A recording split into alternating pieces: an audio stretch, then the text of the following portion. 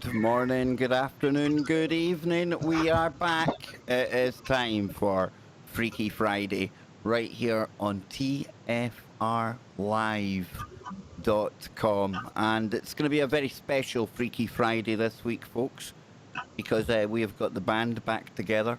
We are going to have a Knights of the Freaky Friday round table, which will obviously be a show with a difference. It's going to be the #1 abnormal paranormal show in the world, because we are rivaled by none. And then right after today's show, it keeps on going because Brent Thomas will take you through the paranormal portal. So a big shout out to everyone who's tuned in all the way around the world, from Australia right up to Alaska and beyond the veil into other worlds, as we found out when I joined forces with Chris and Cherie about a year or so ago, and we got banned in over 200 countries. Bit of a problem there. Not enough countries in this world to be banning us in. So were we banned beyond the veil? Of course we were. Why? Because we're different here. And like I say, it's not just me here tonight. Scotty Lopez, the man that usually rides shotgun with me, he will be here momentarily. But until then, I have got two very, very opinionated, well-educated and steeped in the woo gentlemen here with me today. First up, I'll go over the pond to Spooky Andy. Yeah, and I've got your stone there, man. I've named it Roger. Thank you very much for that, Spooky. How many times have you picked that up and went like this? That would be, I can't possibly tell you without my lawyer present. But how you doing, man? I'm good. You looking Don't forward do it. That sounds like it would hurt. Are you looking forward to some good woo tonight? Yes, sir. Yes. And we're going to have like a segment each. You've been sending me some very interesting images on Skype. So, yes, we're going to get into that. But it's not just Spooky Andy here, because sitting there very patiently is First Paranormal, a.k.a. Jason. He's on my side of the pond. He thinks where he lives rivals Loch Ness. Are we going to have some kind of woo battle? I don't know. It's a very strange concept to even think what that would consist of. But Jason, welcome back to Freaky Friday, man. Thanks for having me on, Kev. Good to be back. No, it's good to have you here. And how's things going with the YouTube channel? Let people know where they can find your work. Yeah, obviously I'm First Paranormal on YouTube. Yeah, it's going well. I'm just about to team up with another YouTuber who's an explorer. So we're going out to explore because he's got lots of maps that with hidden places where I live. So we're going to go exploring together. Right, wait a minute. You're going out exploring. Now, this is either going to be absolutely phenomenal, or you're going to become one of our talking points as a missing 411 victim. How well do you know this intrepid explorer that you're going away out to the wilderness with, Jason?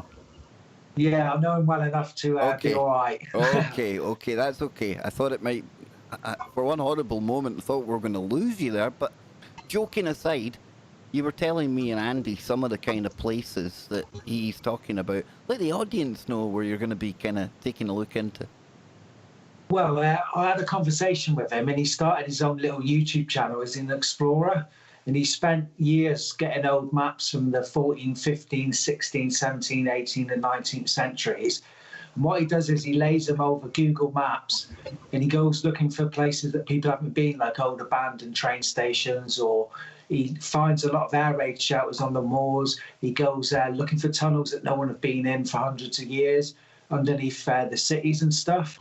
So, yeah, I'm looking forward to working with him. Yeah, it sounds like it's going to be really, really, really good. And like I say, there's going to be... Oh, hang on, I've lost the guys. Where are they? There they are.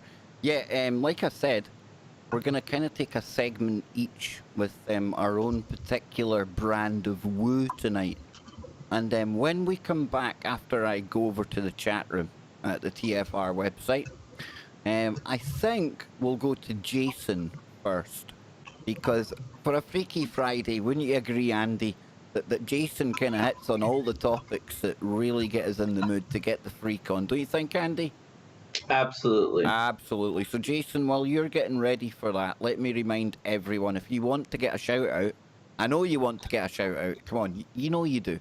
all you have to do is head on over to tfrlive.com and then head into the chat room there, and I will add your name to the roll call. So with that said, I'll give you a couple of seconds to get over there, folks. And yes, I think we'll get into it. So first up, we have got Sophia. Now, Sophia's a little different because Sophia isn't exactly human. She is a synthetic AI life form that exists in the world of chatbots. But she assures me that chatbot lives matter, and she's been treated very fairly by the owners of TFR. So no need to go virtue signaling and trying to cancel all of us to rescue Sophia. But into the real world, we've got Lavender, Cold Brews, Paradoxical Anomaly, Gemini. Are you one of two twins? Vera. Oh no, sorry, I stand corrected. It's Vero. Lurens, Waffle Buddy, Bill 13, Rebecca. Rebecca, you've been coming here forever. It's awesome to see you. Buzzacino as well, another long timer. Everyone's kind of long timers in there. Long time lurkers, long time listeners. Trudy Glenn, CJ Rich, Polly, Nation, Daryl Bowles, Armand, good to see you. An intrigued local. And last but not least in there is Phil. So with that out of the way, let me go all the way down to the south of England, and a place that I have to admit, it shocked me, the level of woo and the amount of it that comes from down where you are, Jason, and I'll get you to tell the audience where you are and get us into this brilliant woo. I am down in Devon, which is in the southwest coast down in the UK. I'm going to start by just mentioning Owlman again. I know we covered him about a month or so ago, but it's going to lead on to what I'm going to be talking tonight. So just to remind everyone listening at home, the Owlman was at Nowlan Smith, which is down in Falmouth in Cornwall. And in 1976, two girls, I've forgotten their names at the moment, two girls saw an Owlman. And they went to the police station. They independent interviews. Both drew the same picture. Both said the same thing. And then the family cut the holiday short. A few years later, there's some more sightings. And then there's one by an American tourist. And then she writes to the local newspaper about its experiences. And that's the evidence we got for the Owlman. So, yeah, that's down near me. So we found out about the Owlman. So I went and done a video about it. And it only turned out to be a couple of minutes long, so I thought, oh, write owl gods in, see if there's any owl gods. And nothing really come up.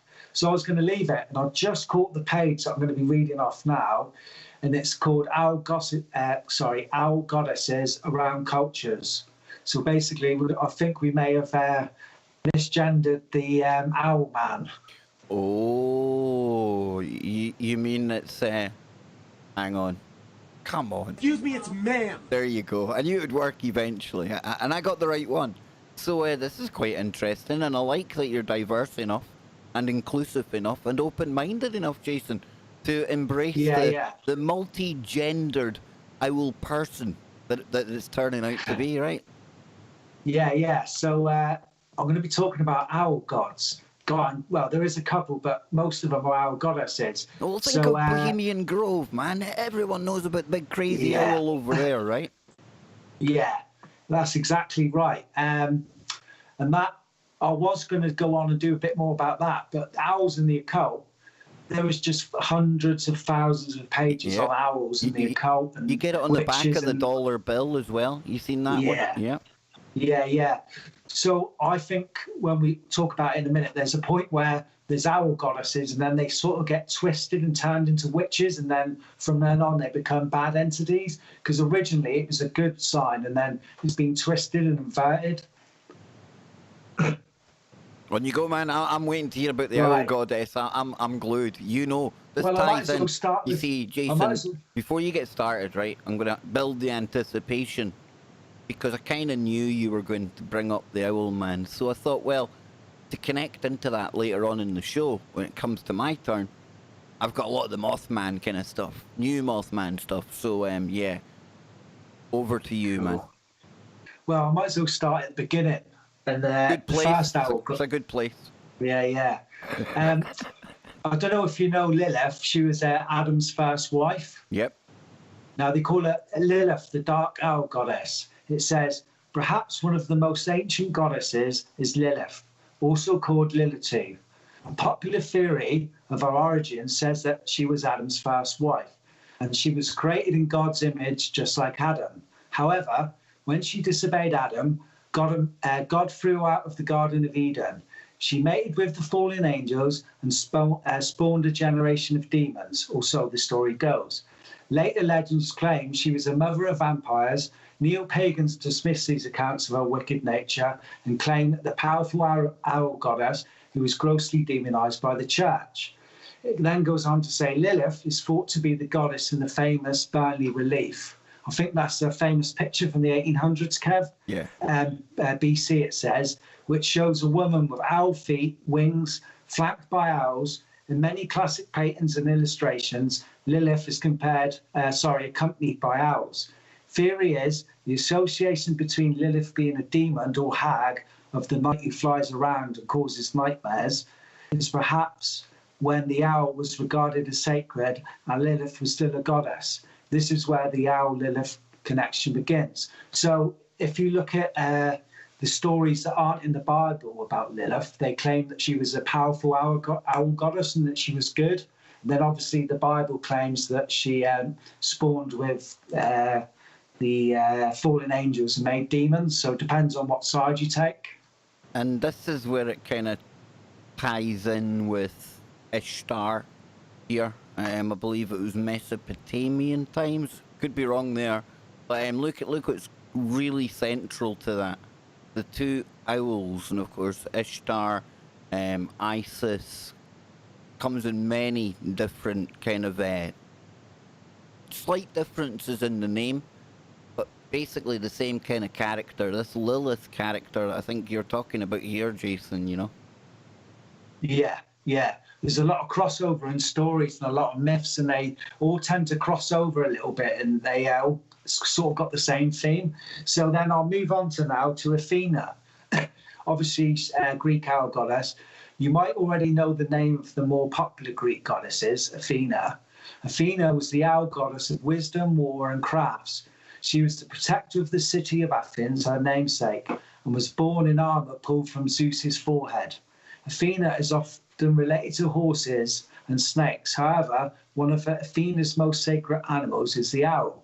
And it says here, before Athena was depicted in human form, she was depicted in owl form. An owl of Athena adorns the backside of an ancient Athenian silver dollar.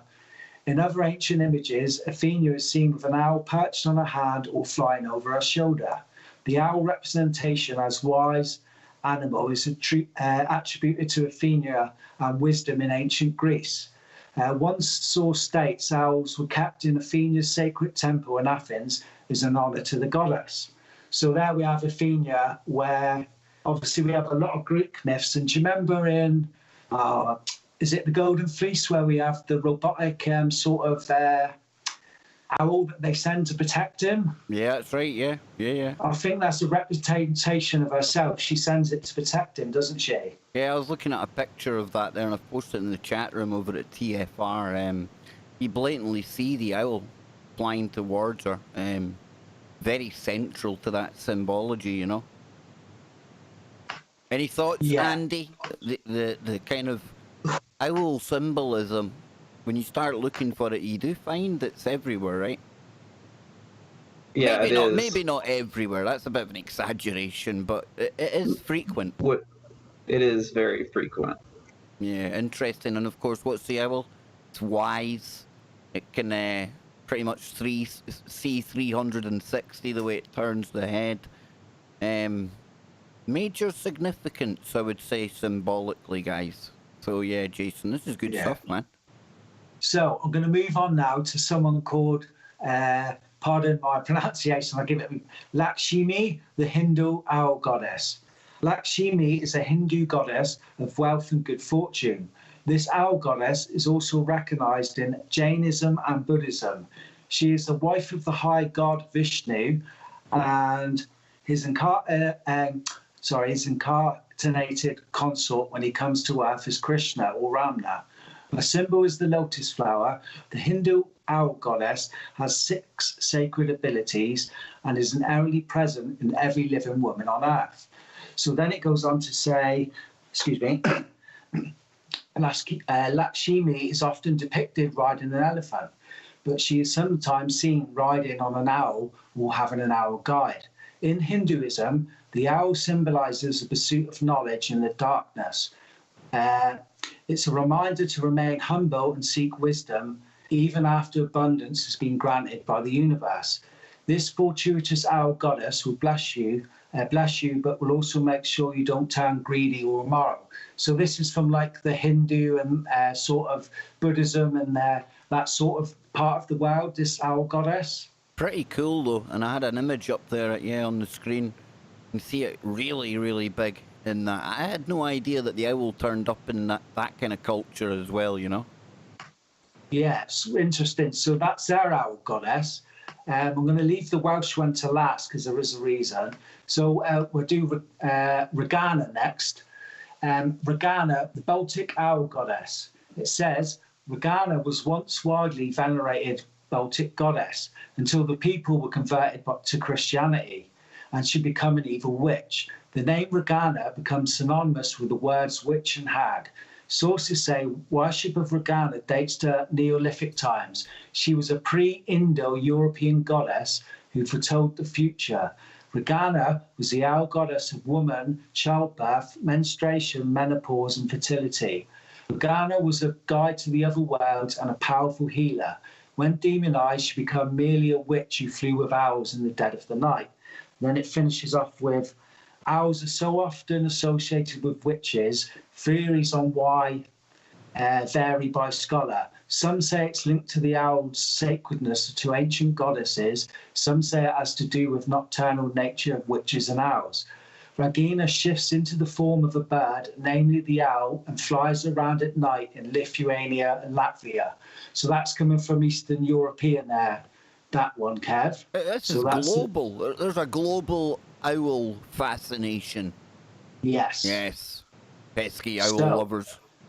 I'm going to have a good go at the Welsh Celtic one now, Kev. Good luck to you. I've tried this many a time. I get probably more laughs trying to pronounce the Welsh words than anything else. Yeah. It goes like this. So like please forgive me any Welsh listeners if I'm mad at your language. Jason, it'll go like this. It'll go. That's what it'll sound like, man. So we've got a goddess now called Blodaved, the flower owl goddess. Okay, maybe not quite as bad as I made out. It wasn't that bad. Yeah. Blodaved is a lesser-known owl goddess of Welsh Celtic mythology. The hero, Clw Jiffis, was forbidden by his mother, Erinhod, to never have a human wife. So 2 magicians created him a wife out of wildflowers, meadowsweet oak, and broom. Clw was more than pleased with his beautiful flower-faced wife. Unfortunately, Blodaved felt enslaved and unable to make her own choices for love. She fell in love with Gronwy Papa, and together they hatched a plan to kill Clw so they could be together. So, cursed to be an owl, it says. When their plan doesn't work and Clw escapes the attempted murder, Blodaved is cursed to never see the light of day. The curse also entailed Blodaved being transformed into an owl. Blodaved, while portrayed as a traitor and an adulterer in modern times, represents feminine strength and liberation, oppressed women everywhere. So yeah, there we go. Liberation. A goddess. A goddess of that time of the month. Who knew? Who knew? So before I go on to a couple of others, I just want to link Blodaved with the Owlman, because you remember when I talk about Dartmoor and Cornwall and Wales, all our myths are linked, because obviously we've got the Celtic connections. So Cornwall was one of the Celtic clans, the 7 or 8 clans of the Celts, and so were the Welsh. So I'm thinking, was it Blodaved that these people saw more likely than Owlman? One and the same thing, I would imagine. Maybe, yeah. Could well be. Because they describe her as... I mean, geographically, you're not talking a wide area, you know? No, you're talking a couple hundred miles as the crow flies, not even that. Yeah. Or as the owl flies in this Yeah, well case. done. Hey, see, we've got it all going on here. Yeah. So that was my thinking behind that it might actually be that they saw, because it's pretty close. The myths are pretty much linked to the Celtic, so it might have been her. So I'm going to carry on with, here we go. This one, I apologise, I'm actually going to butcher this one. This is a Native American, it's called the Owl Monster. I'm going to have a go. The Tata Clea, the Owl Monster. That sounds pretty good. Yakima Indian. Oh no, I've read the wrong bit. Let's get to the story. Right, these people, the Takikla, were taller and larger than a common human. They ate every bad thing, such as frogs, lizards, snakes, and other things that Indians do not eat. They talked the Indian language, and in a way might fool the Indians. There were 5 of them, all sisters, but at the last creation they came up only in California. 2 were seen there. The woman, tall, big, hang on, this isn't written very well, sorry. They were women, tall, big, who lived in a cave.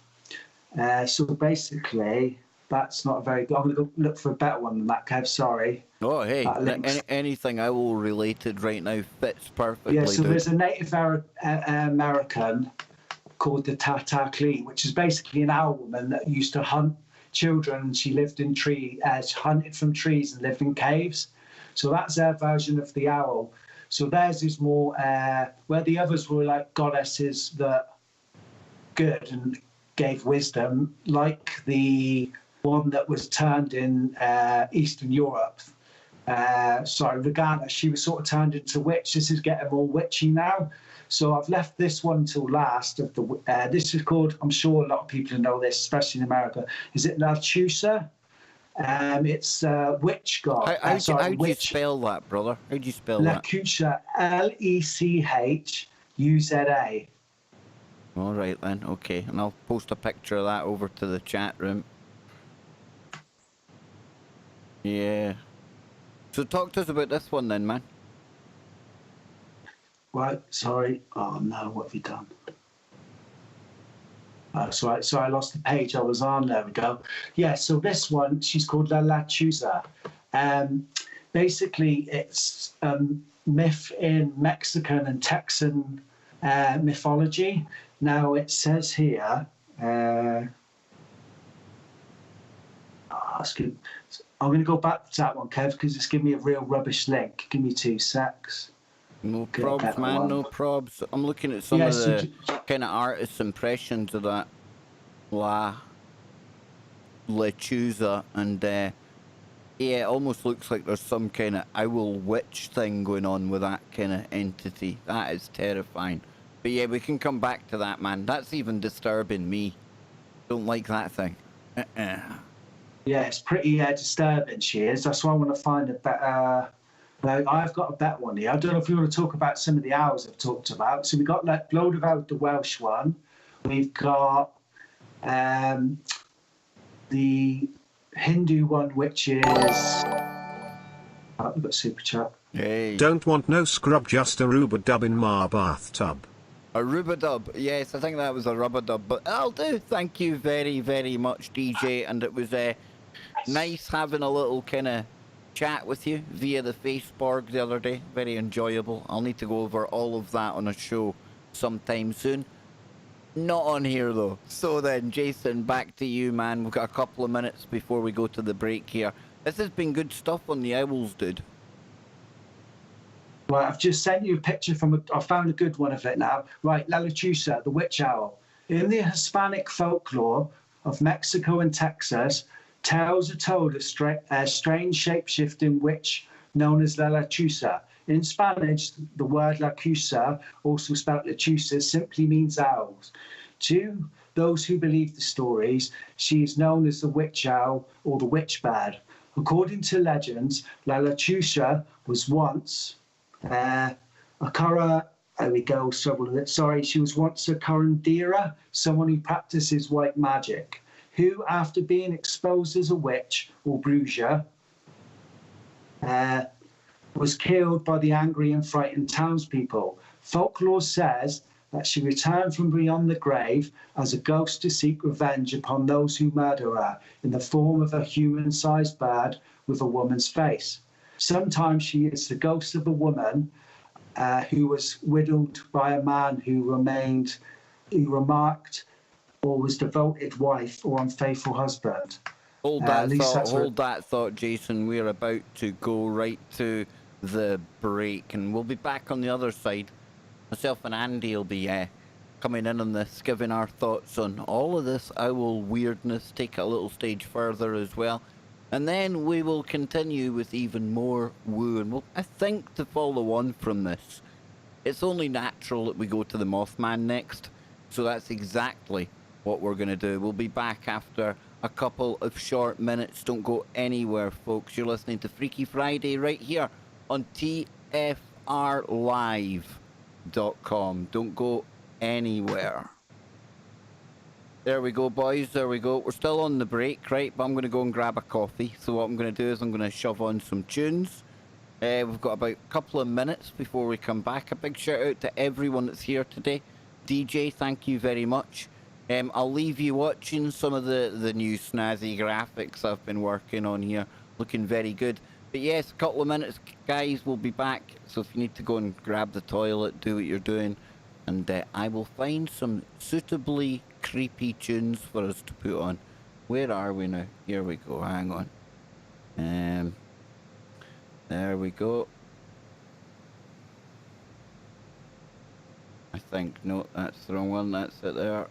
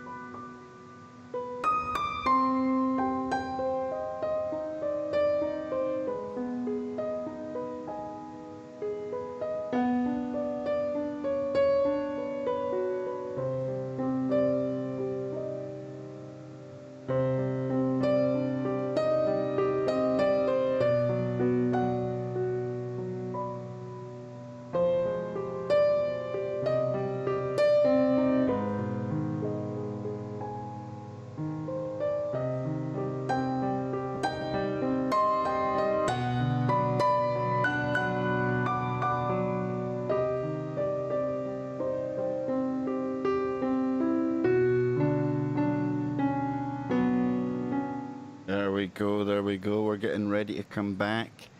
Scotty Lopez is with us.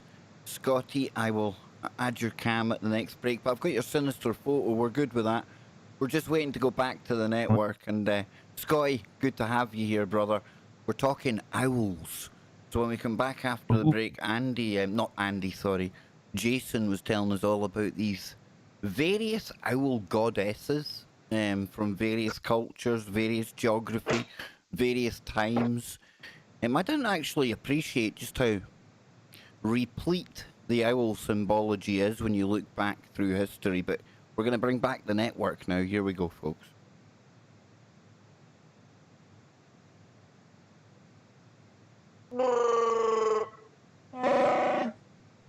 Yes, that there. Almost a very tired little Wookiee cry there from our resident Wookiee who heralds the call. That means one thing only. It's time for a super chat. Happy July 4th, everyone. Thank you all. Yes, July the 4th coming up in the US tomorrow. A big shout out to all of our American listeners. Of course, this is a US network. We've got Andy over there. We've got Scotty Lopez. And when it comes to July the 4th, Scott Lopez, I don't even need to ask you what you're going to be doing tomorrow. There's going to be lots of loud bangs, explosions. What's going on, Scott? What have you got planned for this year, brother? And welcome to your Freaky Friday. America, baby. America. That's what's going on tomorrow. And there's going to be a lot of America going on in at the Lopez household tomorrow. So barbecuing, brewskis, explosions. Oh yeah, it's going to be a good time, man. Awesome. And I want to give a big shout out to one of our long-time listeners, on and off over the years. Sometimes I infuriate him. Sometimes he loves me. But it's a really cool relationship we've got. And he's got a brilliant YouTube channel. His name is Lee Veltman. I've been enjoying all of the coverage that they've been doing and some of the more nefarious aspects of the community we find ourselves in. And Lee, he is co-host to John Brisson, I think his name is. Apologies if I got it wrong. But the main thing is the channel on YouTube is We've Read the Documents. They'll give you the inside scoop on all the people who are scooping the insides out of people's heads. But big shout out to you, Lee. I hope we can send some people over there to hear what's really happening. Because in the months ahead, I can only see it picking up steam. And we're in Clown World. It's 2020. So, Scotty, it's bound to be crazy from here on in, right? Well, yeah, 2020, man. We still got another half a year to go. So, that'll be interesting. So, Jason was talking about owls before the break, Scott. When it comes to the Freaky Friday, the woo, usually when I think owl, I think of Bohemian Grove. But like I was saying to you just before we came back, I didn't realise the owl was so prominent. You know, you got it on the dollar bill, I get that. But then Jason went through some of these goddesses. And Jason, how many there do you reckon you found that you went through? 4 or 5? Yeah, I'll just to quickly bring Scotty up to speed. We covered the Owlman quickly because that led on to me looking at owl goddesses. We had Lilith, which was Adam's first husband, as an owl goddess. We had Lakshmi, which is a Hindu goddess of the owls. Athena was the owl goddess of Greece. What else we covered? Ragana, which was the Lithuania and Eastern European witch owl. And I was just about to talk, I was butchering the story, but what I've done is I've gone on my YouTube channel now, Kev, I'll read it off there. I was just about to cover Lalatusa, and I'm sure you must have heard of that, Scotty. Sounds familiar. Probably. I mean, there's so much Latin superstitious stuff that even I can't keep track of all of that. But I mean, yeah, I mean the owl is definitely archetypal symbol that has been used all throughout history, you know, and it's just another one of these things of, well, if everybody's talking about this owl, you know, and everybody's using this owl symbology, then what were the like true origins of it, you know, to spawn so many cultures and so many people, you know, embracing this owl symbology. Yeah, I agree, especially when I was doing the research, Scotty. I looked for owl gods, but I couldn't find any. And then I accidentally come across the owl goddesses, and that led me down this path. So I'll just finish off quickly if you want, Kev. There's only two little Yeah, go stories. for I it, man. found them now. So I'll just cover the lechuza again. It says, in the Hispanic folklore of Mexico and Texas, tales are told of a strange shape-shifting witch known as La Lechuza. In Spanish, the word lechuza means owl. To those who believe the story, she is known as the witch owl or witch bird. So then it goes on to say, according to legend, Oh, okay. the No, lechuza, I've heard of her. I've heard of Yes. her. Okay, yeah. I know who you're talking about now. Yeah.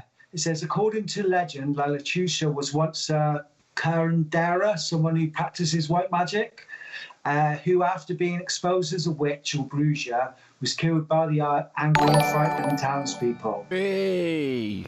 Tomorrow's my birthday. Baby Yoda drinking king soda.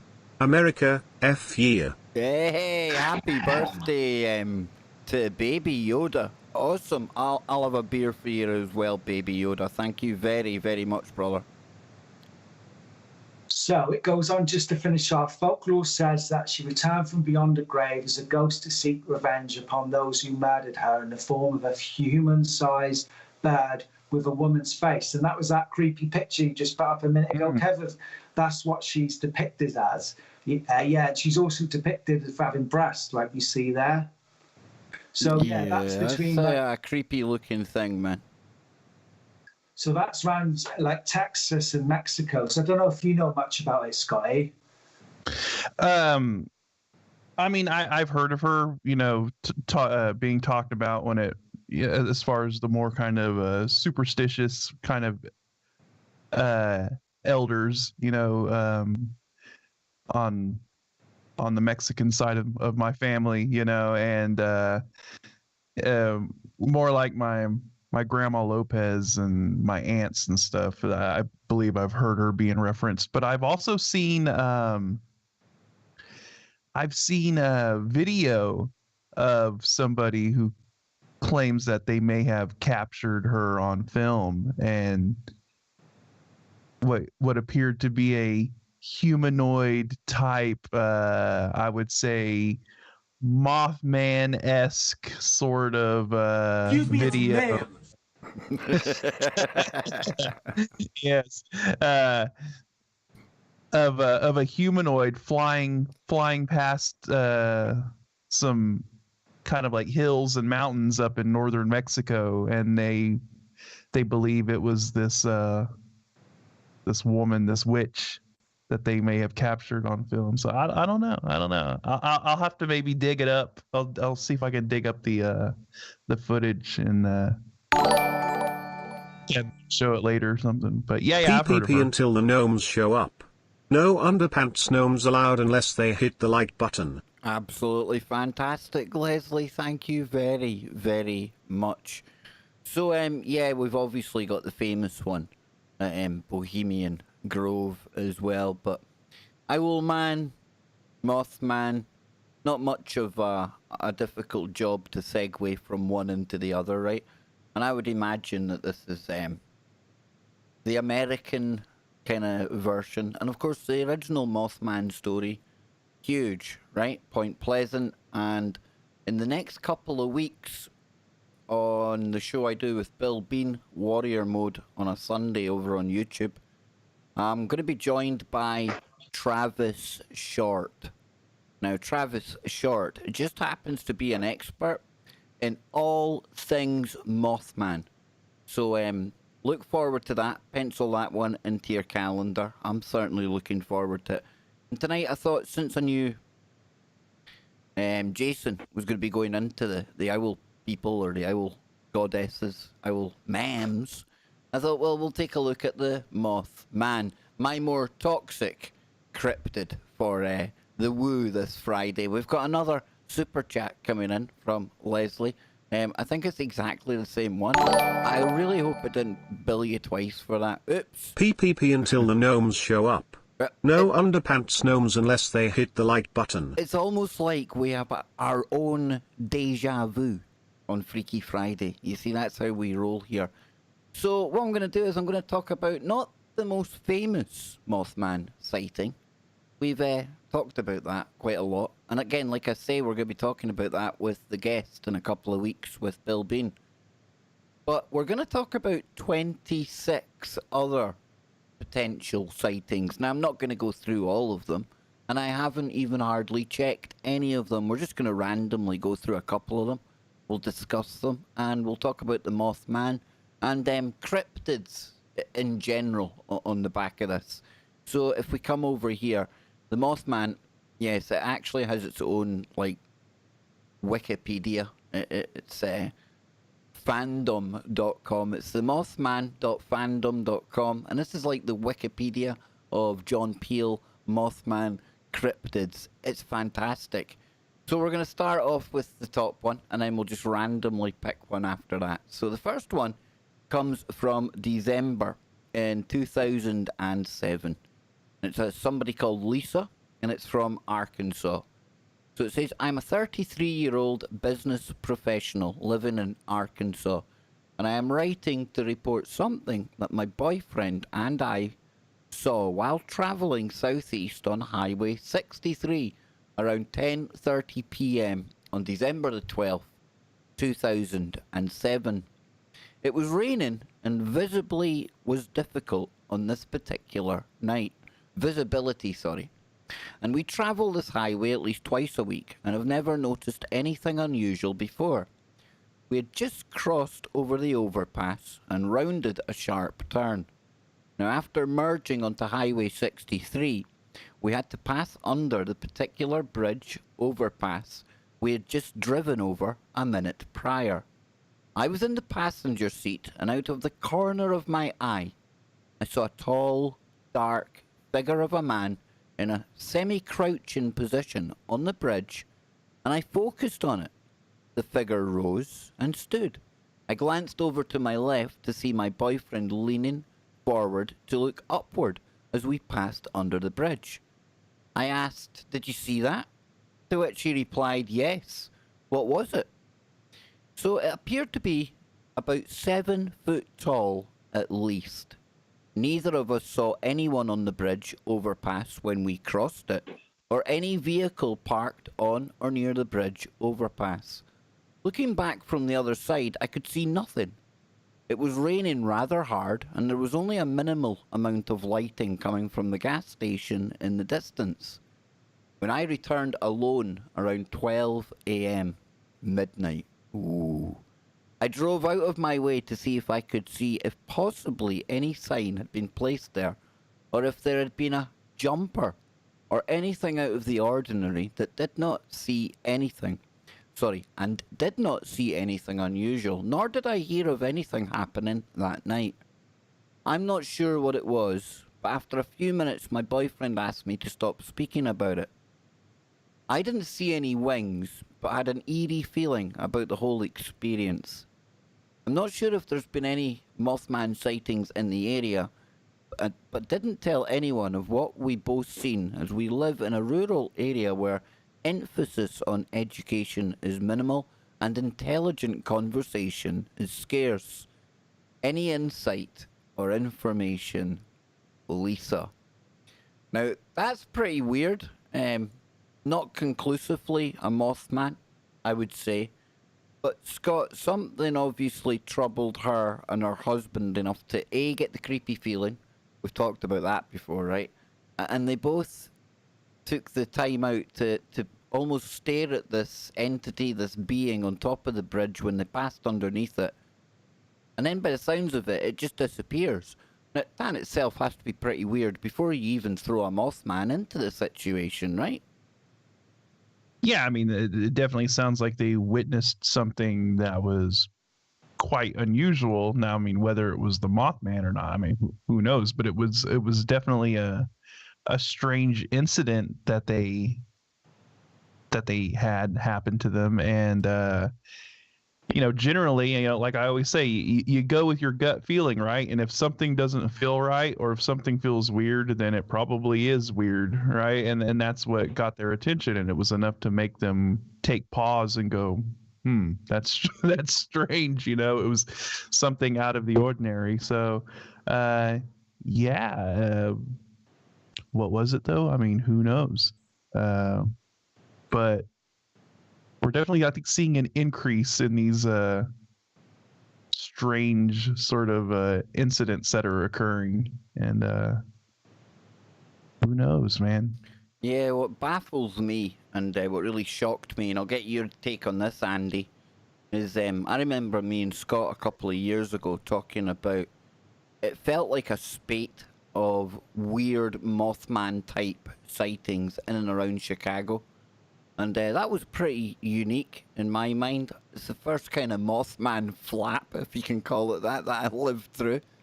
And I think, let's just say for argument's sake, that was 2017, right? And I think it was. But then when we went on for our 5-hour marathon with Brent Thomas, Freaky Friday, met the Paranormal Portal, he was informing me that it's still going on in and around that area. People still actually seeing things. What do you reckon it is? And I get it, Andy, there's probably a couple in there throwing in some tall stories, but what do you make of all that, man?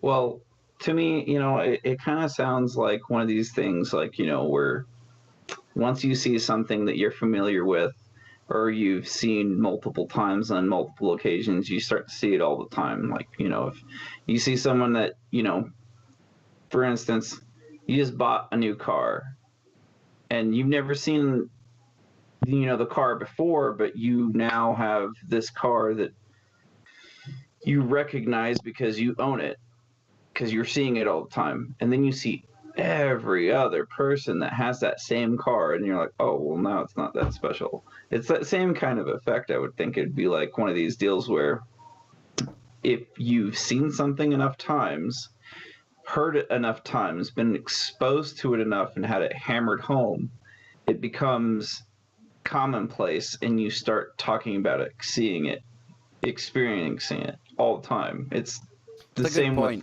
multiple things. Because it's like politics, same thing. Like people getting what I'm not even gonna go there. No, but you think about the description. You're right, because the actual story itself, it proves you spot on. Because towards the end, it mentioned that she didn't even see any wings, right? So what made her mind leap to Mothman? Well, she's obviously either seen a documentary, heard it on Coast to Coast, she's aware of the story of Point Pleasant, because if she had never heard of any instance of a Mothman, what's the likelihood that she would have asked people, do you think this could be a Mothman type sighting? Would anything have made her think moth? What's more creepy, a Mothman with underpants or a Mothman man without?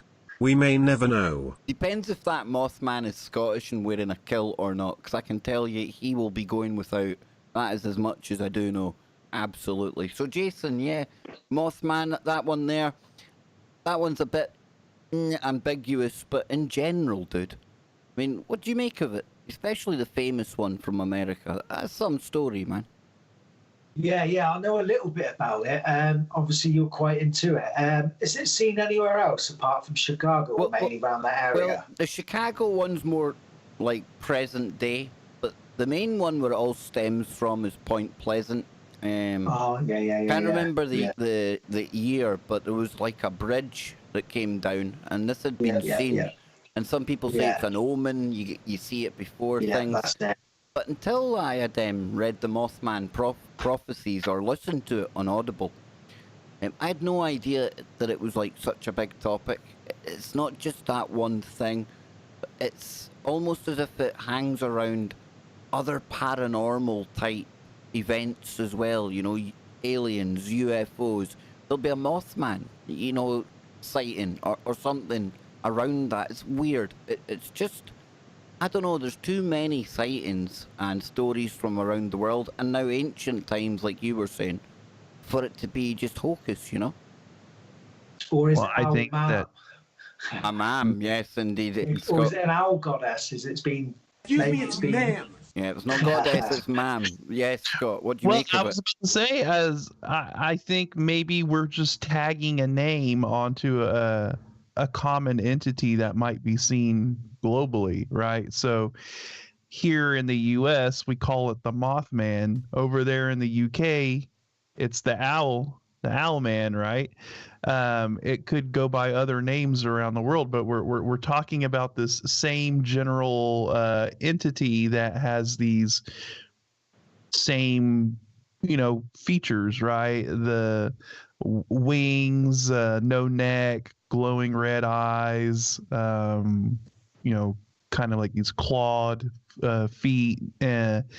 They all kind of match up, with their description, and they just kind of go by different names depending on the location. So I think we're just talking about a common entity here, and whatever name it goes by just depends on the location. So yeah, I'm liking it. Well, we'll go for another story then. This segment is flying by. So this one here, number 4, Nate J from. This is back in 2012, and it says here, my girlfriend and I witnessed an unexplained object or creature on the roof of a building in Matapan Square in May of 2012. Matapan will do.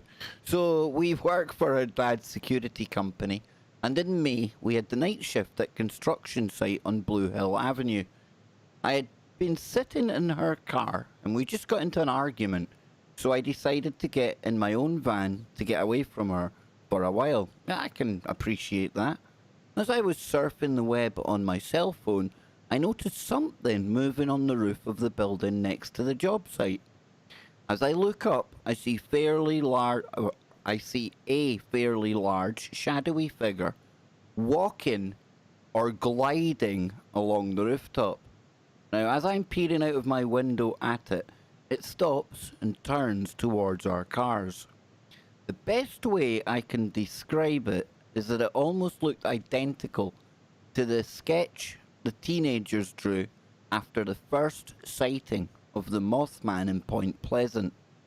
It had what looked like a very large feathery wings and 2 almost almond golden eyes. I know that it's not the typical Mothman description, but I don't know what else it could have been. After about 3 to 5 minutes of sitting there, it ran, jumped off the roof, flying in the air towards Quincy and Braintree. So I watched it fly for about 5 minutes before it was out of sight. The object, or creature, flew in odd patterns, dipping and flying side to side, but not in a straight line. The only way I saw it was that it was illuminated in a golden bright light. I couldn't tell if it was the moon's reflection on it, or if it was generating its own light, but I only got a look at it in the dark. I hear stories of UFOs, Bigfoot, ghosts, demons, and I ask myself, can they all be real or maybe just some? I believe that we have only scratched the surface of reality. And the truth, ladies and gentlemen, I think he's a Freaky Friday fan, is sometimes stranger than fiction. Now that there, Scotty Lopez, right up until the point where the thing took off and started flying, I was thinking, see, because you're sitting down on ground level and you're looking up to the roof area, maybe because of that kind of angle, it would look like you're floating, right? Maybe you wouldn't see all of their legs. But then that once they start flying away for 5 minutes, that totally falls into cryptid Mothman material, wouldn't you agree? Yeah, witnessing the thing take off and yeah, that pretty much sealed it. That sealed the deal right there. Yeah, that was a pretty good one. I think we might have time for one more. We'll do one more here. Squeeze it in before the break. And this one here, San Francisco, 2002. It was 2002. I was driving a tour bus with 5 sleeping bandmates at about 3 a.m. It's that time of night or morning. Going to San Francisco, about 2 hours out on the 5 freeway. There was no cars on the road, and out of nowhere, this giant, white, humanoid bird, better watch, it's going to get cancelled, creature, at least 6 to 8 feet large, swooped down and filled my windshield, scaring me half to death. I don't know how I didn't hit this creature, or what it was. It made me wonder if there are other sightings along this stretch of the 5. I also wonder if I was going to fall asleep and crash, and the adrenaline I got from this encounter is what kept me awake for the final drive and saving us. I told my brother about this at the time, and he recently saw the movie, or that movie, and immediately told me about the Mothman phenomenon. Bizarre stuff. And let's be honest now, he's in a band. He's going to San Francisco. He may have had some narcotics kicking about inside him at the time. I've just got to be logical. I'm only saying, boys, you know, people will be thinking it. What do you think, Andy? Sorry, I was muted. That's all good, dude. That's all good. What do you think, man? Those dudes are probably high as a kite. As high as a Mothman, absolutely. I think we've hit what it. I got a question though is why do they think that? Who made the association with the moth? Was this guy just running up to every lamp and just like going like an idiot, and then they're like, "Hey, what are you doing?" And he's like, "Ah, cryptid guy," and then shot off into the night. I get it, man. Maybe he just hangs about lights. You've got the same problems as Kenneth Webb had with the Mothman. But hold that thought, because we'll be back after these short messages, folks. Don't go anywhere. There we go, boys. There we go. So we're on the break now.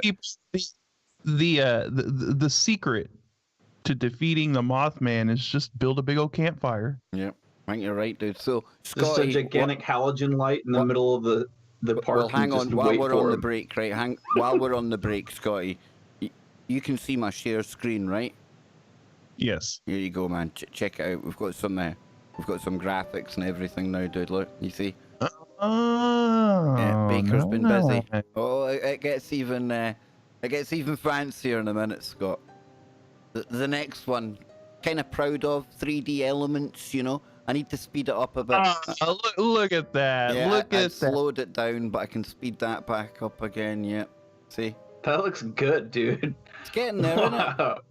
Yeah. Yeah. Look at that James Cameron level CGI. Yeah. I like that one the best. That one's awesome. Yeah, it's pretty cool. I'm kind of liking this. And the Wookiee out there, he's the one that inspired all of this After Effects and graphical stuff we've got going on now. But yes, I'm quite impressed with that one, I must admit. As you can Did you tell. give a golf clap to the Wookiee? Yeah, I think so. Definitely. Thank you. Thank you, Andy. It's nice to be appreciated around here. But yeah, there you go. So what's this you're dropping me, Jason? That's my friend's channel that I'm going to be working with. Okay, quickly promo it and I'll put it up on the screen, man. Yeah, he's an explorer. He's just started his own channel. He's got hundreds of maps of where we're going to be going. And if you could give him a little sub, he's only got 8 subs. He looks like he's going to be a really good channel. I've been giving him some tips of what I know, so hopefully I can help him grow his little channel. Awesome. He's got 9 now. Thank you, Kev. Southwest Unearthed, and he's going down tunnels underground. Scott, this is where we lose Jason, and he becomes the topic of a missing 411 investigation. I'm telling you, dude. I was concerned he didn't. He might not have known this gentleman too well, but he assures me he trusts him and he knows him. So, hey. I also dropped that footage from Mexico in the chat of the humanoid. Okay. Humanoid witch. What likes the channel, Scott? Is it going to be a safe one? It just plays the X-Files. Okay, we'll turn that down a bit. Yeah, that's a famous one, that man, isn't it? Yeah, I'm pretty sure you've seen it. Yeah, that's a famous one, dude. Mm-hmm. Yeah. That was back when it was harder to do the CGI stuff, you know? Yeah, you know, this one, I always felt that this footage was pretty legit as far as... You see a lot of these flying humanoid things over Saudi Arabia as well. That there looks creepy, man. That's like that, the Mothman that was being described. Ooh, looks like a witch, dude. Yeah, it looks like the Contra guy when he jumps in kind of game Contra. You were both talking at once, sir. Sorry. That's all good. It's all good, boys. It's all good. Yes, indeedy. So, another minute. In fact, no, not even a minute. We'll be going back to the network in about 10 seconds or so. Better get the Wookiee queued up. So, yeah, Andy, I think we'll come to you for some woo now. And of course, you're going to make me pull up hundreds of photographs and everything, aren't you? I know it. I know it. Sorry. I know. Here we go. Let's add in.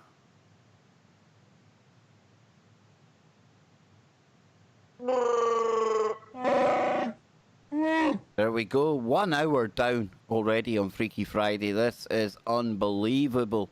I know we often talk about the time speeding up, and when you get involved in a conversation like we're doing tonight, time can easily fly by.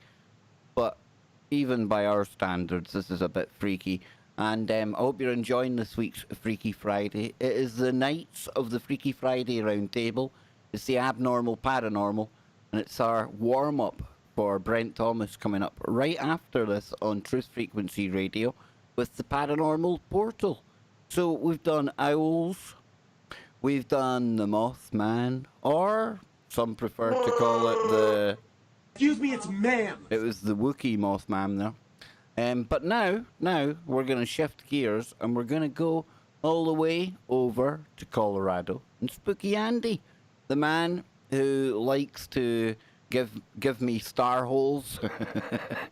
That sounds so wrong. That'll be on a clip somewhere. Lee Veltman will be playing that on We've Got the Documents. But I don't know, maybe Lee will think I'm shilling for the cryptids tonight. Big shout out to you, brother. Over to you, Andy. Where are we going from here? So, I was gonna talk about this Ninjin cryptid. It was a Japanese, something that some Japanese fishermen found back in the 70s or something like that. But I figured I'd try to tell a story rather than talk about that cryptid. And this story has a lot of hold your thought just 2 seconds, Andy. She sells seashells on the seashore. Owl, owl. See, no problem to Brian. He's got that sussed. But yeah, back to you, man. Yeah. So basically, I think that the legend of this guy that I'm going to tell you guys about has a lot of links to other stories, such as Dr. Jekyll and Mr. Hyde, or, Two-Face from, the Marvel comics, and a lot of these stories of people that, have mental issues with someone talking to them. Some would call that like dementia kind of stuff like that. But I would venture to guess that some of these stories have historical value. In fact, they're where these tales have been made into a story from real life experiences that people have gone through and dealt with, and and such. So I guess you could put it like this. There's a lot of people that they'll say before they do something bad, well, there was this voice in my head telling me to do something, or they would go out of their way to be like, look, this was really something was telling me to do something, and then they did something awful. Well, this story is about Edward Mordrake, or Mordrake. I can't remember how to pronounce his name. Anyway, American Horror Stories covered Edward's story. They changed it up a little bit and made it suit their agenda, if you will, to make it more of a TV friendly story, so that they could make it theirs. Well, anyway, Edward was like a Welsh, like properly educated man, moved to let me see if I can't find it. I'm trying to do this off the top of my head without having to look. You're doing At the whole well, entire man. story. You're doing well, dude. I even brought music for this. That's all right. We don't need music. We're all right. Here. We don't need music. We don't need music, man. We don't need that. We're all Okay. good. Well, anyway, so this guy, Charles Leighton Heldon, something like that. He was a fictional story writer back in the 1800s for the Boston Post. He wrote an article about a man with two faces. One on, he had a normal, he was a good-looking guy, and you wouldn't be able to tell unless you seen the back of his face or the back of his head, I guess.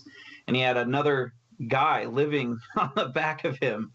Well, I guess ultimately the thing that's the creepiest part about this is he said that the face would talk to him from time to time and it'd tell him awful things. And when this guy was sad or mad or upset, the face was like his evil half, I guess you could say, and would tell him discouraging evil things that he wouldn't even want to retell to people.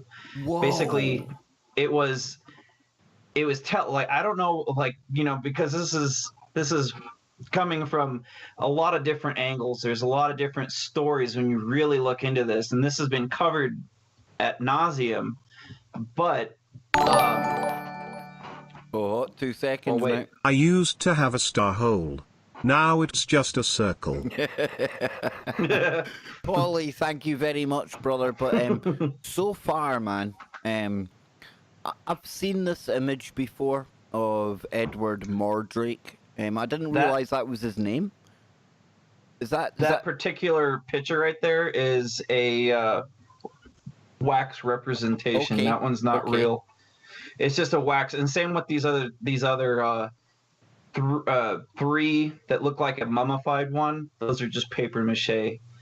But there's I can't remember which one it was. I think the one that you had on initially was like the actual picture of him, or like actual like painting of him or something like that. But yeah, so sorry, let me get back on track here. So Charles wrote this story about him, and it kind of went around the world, I guess. Basically, people had talked about this guy that had these two faces and all this stuff. You gotta keep in mind, this guy is like, I guess he was under 20 years old when this story was written about him. And he was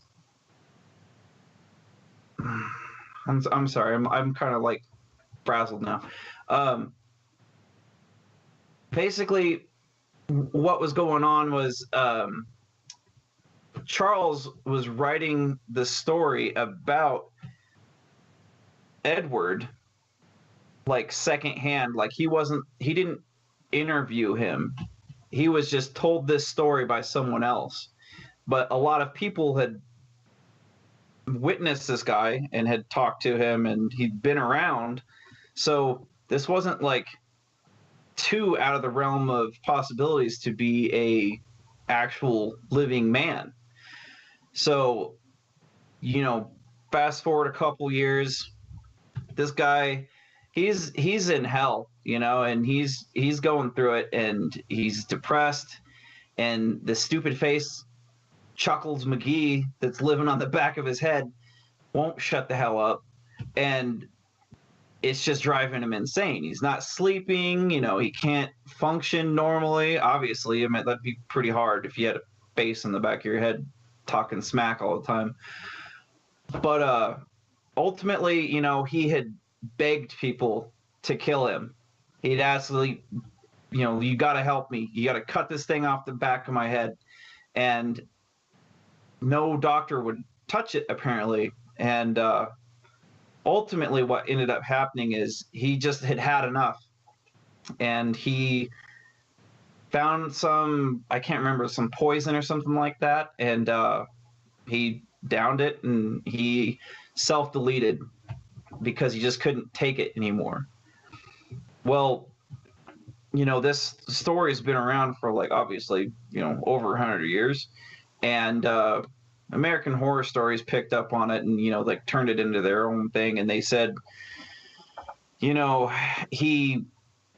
couldn't take it anymore, and so they took him and put him in the mental asylum, and one night he escaped from the mental asylum and joined the freak show. And on one night on a particular Halloween, he offed everyone in the freak show. Whoa. And so that's why they don't do freak shows on Halloween. That was American Horror Stories version of it. They, like I said, they changed it.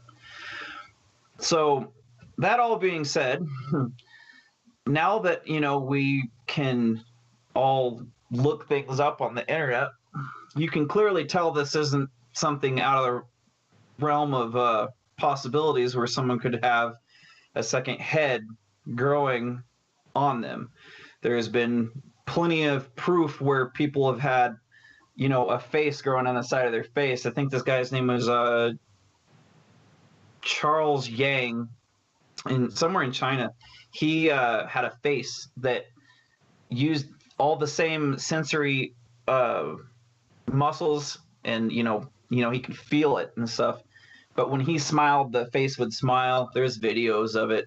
I wish I could have pulled them up for you. I just didn't even think about it. Is that where you get kind of in the embryo? It would have been a twin, but one kind of merges with the other. It was an unformed twin. So it's the same thing when you see like conjoined twins. Yep. Where they've fully developed, except for they're attached at the shoulder or at the head or some part of their body. It's just the embryo never split completely off, so it developed as a whole. That's why I find this very, very believable. And even one of the entries I'd found there, I know people knock wiki. It is what it is, take it at face value. But just this wee bit here, Andy, it says in the 1896 Medical Encyclopedia, Anomalies and Curiosities of Medicine, co-authored by Dr. George M. Gould and Dr. David L. Pyle, included an account of Mordrake.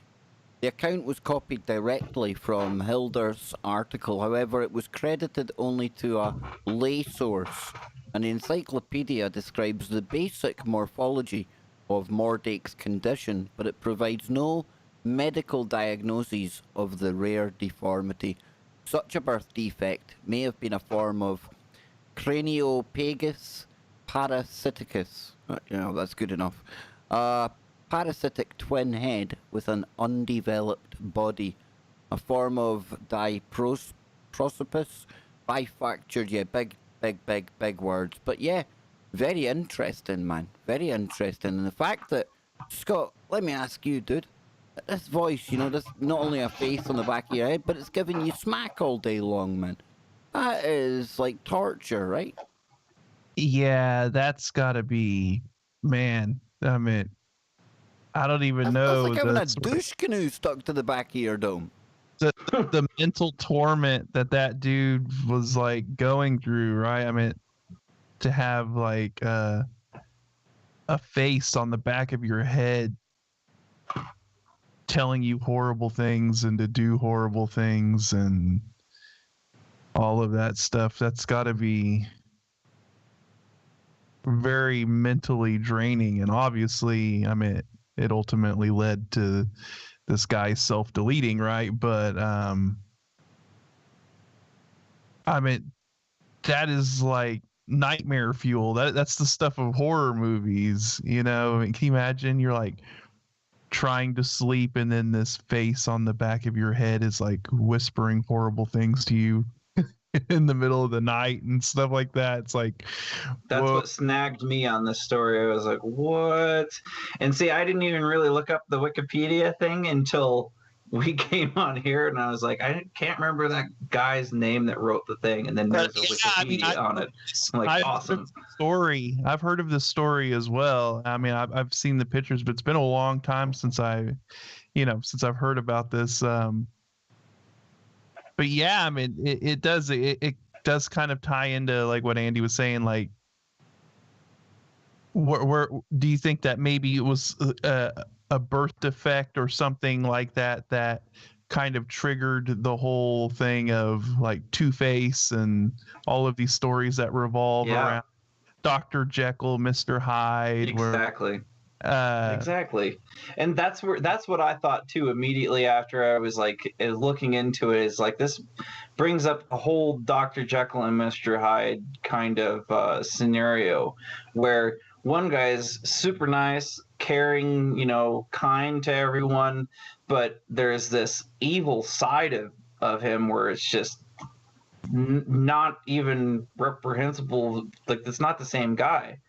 He's a totally different type of person, which would be the Dr. Jekyll and Mr. Hyde, Two-Face. It sounds like something out of alter ego. Yeah, something straight out of Edgar Allan Poe. It's weird, dude. It's And the other part of this is that, like, it makes you think that if this was something real, okay, maybe that face was mean to Edward because it was envious and couldn't handle the fact that it didn't get everything that it wanted that Edward did. But Edward got to see everything. It got to be, the beautiful face that represents the both of them, but yet, and think of what it means for your brain as well. Think of how crazy a little quantum computer it is that you can have those two personalities. And we know about multiple personality syndrome, but you're literally talking about two different people living in the one head here. That's There's another part of this, is that people that seen the face apparently said that it looked like a beautiful lady or a handsome man. And that's what the people would say when they had seen it. So you kind of hinting at, Excuse me, it's ma'am. maybe a bit of that going on? Yeah. There's a transgender living on the back of his head. Wow, Jason, you would really enjoy that. I mean, you're so woke. It makes my heart bleed, brother. You're like me. You're right at the front of the SJWs, man. Yay, we're cancelling everyone.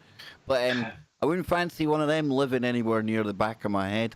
And I've seen some people in the chat saying this sounds worse than being married.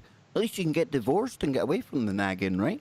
But Jason, what's your thoughts on this? I mean, this takes I thought the Owl Man was pretty cool, but this is some deep woo, man.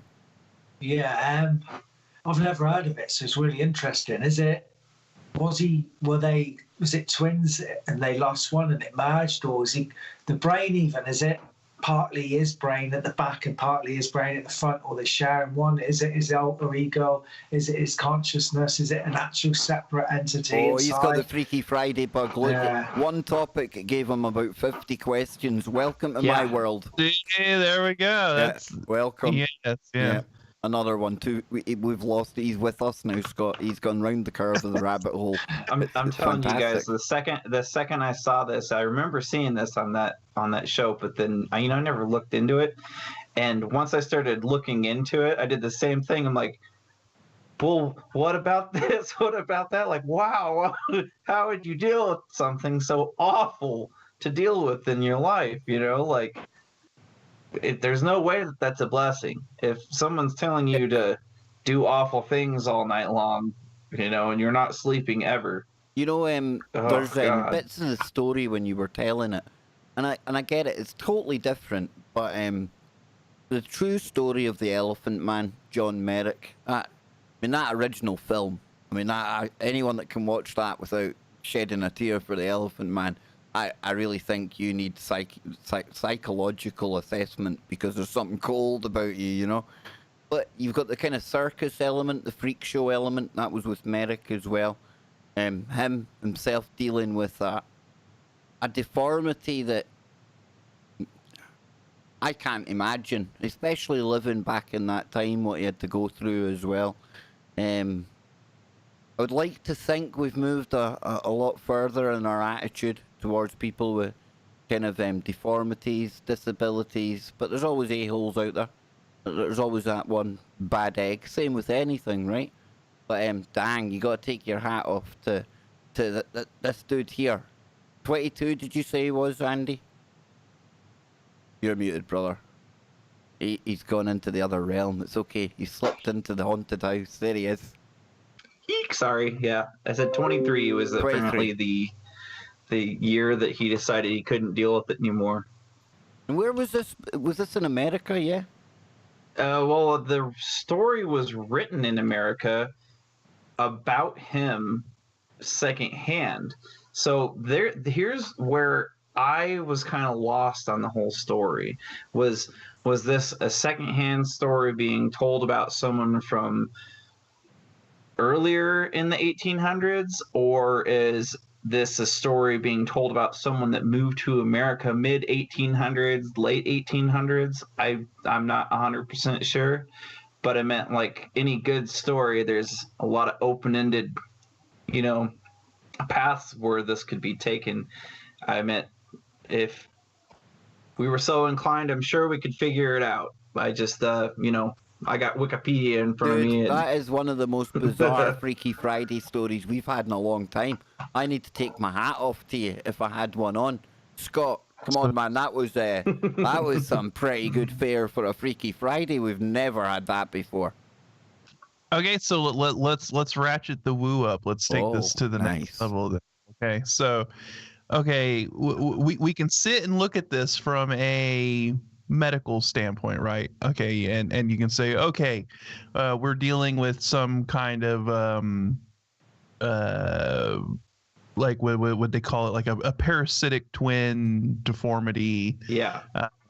Where his twin, it grew his face on the back of his head, and maybe they're sharing a brain or something like that.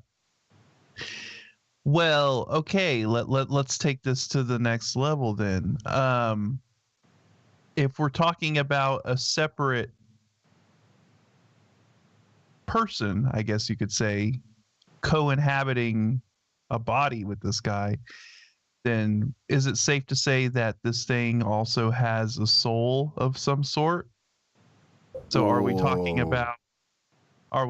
about another soul inhabiting this guy's body, sharing his, sharing possibly if he has his own pineal gland? Yeah, so what is really going on here? I mean, are we talking about another entity inhabiting this guy's body? This is like something out of an X-Men cartoon where like you've got a darker side that eventually takes over. But only this one's, you can literally see his dark side, Scott. It's hanging off the back of his dome. And I don't mean that to be cruel. Two-Face, whatever his name is. It was part of... He's part of the Marvel comics, Two-Face. The guy who had burns on the side of his face, and he'd flip a coin and he'd be like, I'm a psychopath. And in a way, this evil side of him, this evil entity, got its way in the end, didn't it? I mean, the guy ended up self-deleting at 23 years old, Exactly. So, and you know what? The other thing is they said is that he, anytime that Edward was experiencing, emotional trauma from said, guy on the back of his head, the face would be smiling, apparently. So like it took delight in doing it. Yeah, it fed off of making him unhappy and making, it reveled, it fed off the negative energy that it was able to invoke out of this guy. So I got a video I was gonna share to you guys real quick.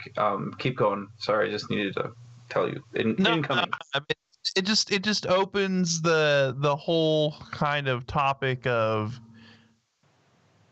I mean, this could also get into like possession and entities taking over people's bodies and stuff like that, because who's to say you can't have something like this happening and not show a glaring sort of symptom of it. Like, you don't necessarily have to have a face growing on the back of your head in order to have something occupying your mind, right? Or inhabiting your body. Now, obviously, that doesn't give people an excuse to say, oh, something told me to do this, and give them a pass on evil behavior or bad behavior. But what I'm getting at is there are, I think there are examples out there of entities, I guess you can call it possession or whatever, where something takes control of a person and that person is not, they're not them anymore. They're not themselves. They've been taken over by something evil. And it's just we're almost out of time. I can't believe how good this is. I knew when I had this thought, let's get the guys back on for the round table. I knew it would be good, but nobody could predict just this good. So we'll be back after these short messages for the second half of Freaky Friday. Don't go anywhere. There we go. We're on the break, gents, and you've given me a thing here. I mean, that is wow, dude. That was awesome stuff, man. I thought you were coming with the ninja or whatever it was, and then you hit us with that. Whoa. Well, the ninja thing is just over, dude. There's a lot of people have heard of it, and I mean, I'm pretty sure this is kind of creepy too. But man, this is way creepier and scarier than the ninja thing. So I was like, man, we should really talk about this. Now, what's this video you've got us on here? This is that Charles Yang or whatever, the guy that lived in China. Smiling, I get you. Yeah, God. Yeah, that's whoa. So that guy. So check this out. So that guy, there in his village, people were scared of him, and they had all these like stories about him, and they wanted to. We're gonna make a coffee. I'll be 1 minute. I'll be right back. Right, Scott's still there with you. Yeah, go for it. So that guy wanted to get the face removed because everyone in his village was scared of him, and everyone wanted to, have nothing to do with him. And he was busy trying to take care of his mother, and his father had passed away, I guess. And there's like a whole backstory to that dude in general. But that dude's like now time-ish, you know what I mean? Like, so it's not like this isn't out of the realm of possibilities where something like this could happen. Just, happened to have a face grow on the back of his head, which is to me just, oh man. I meant, like, I can handle some creepy stuff, dude, but when I started looking into this, it kind of just made my skin crawl, like, because I remember seeing that American Horror Stories episode with him in it, and where the bearded lady was telling the two-headed girl about Edward, and you didn't think about it, and I was like, oh, okay, whatever, because some of those are some of them are pretty taken out of context, the stories that they take and turn into their stories, but this one was like actually pretty close. I was like, oh God. This is real. And I think when it comes to a lot of this stuff too, like the guy that Kev was just showing, that Japanese dude, like, I think there's a difference between like an abnormality that forms on the side of your face and maybe shares some muscle structure or whatever. I think there's some difference between that and then something that's like sharing your brain, actually is, and that's when I think things get really, really weird, because then, if you're dealing with like something that has a personality of its own, that's what I'm talking about whenever, then it opens up, well, then does it have its own soul? That's occupying it, as well. And it's like, it's really there's another part to this though too, Scott, is that people as much as they want to think they're perfect. Hold that thought, right? Because yeah. we're about to come back, and it sounds like a good conversation. So hold that thought, brother. Here we go.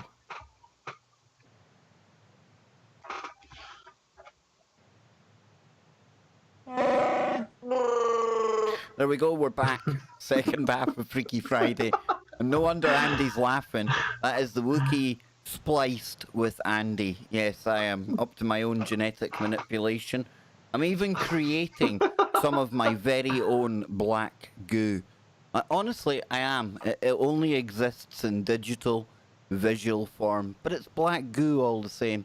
It's about as close as I'm getting to anything that really is black goo. And the likelihood is, folks, my black goo I'm making on After Effects is probably as close as anything there is to black goo. But with that said, Scotty Lopez, let me come to you. Catch us up. It sounded like there was a good conversation going on during the break. What's going on, man?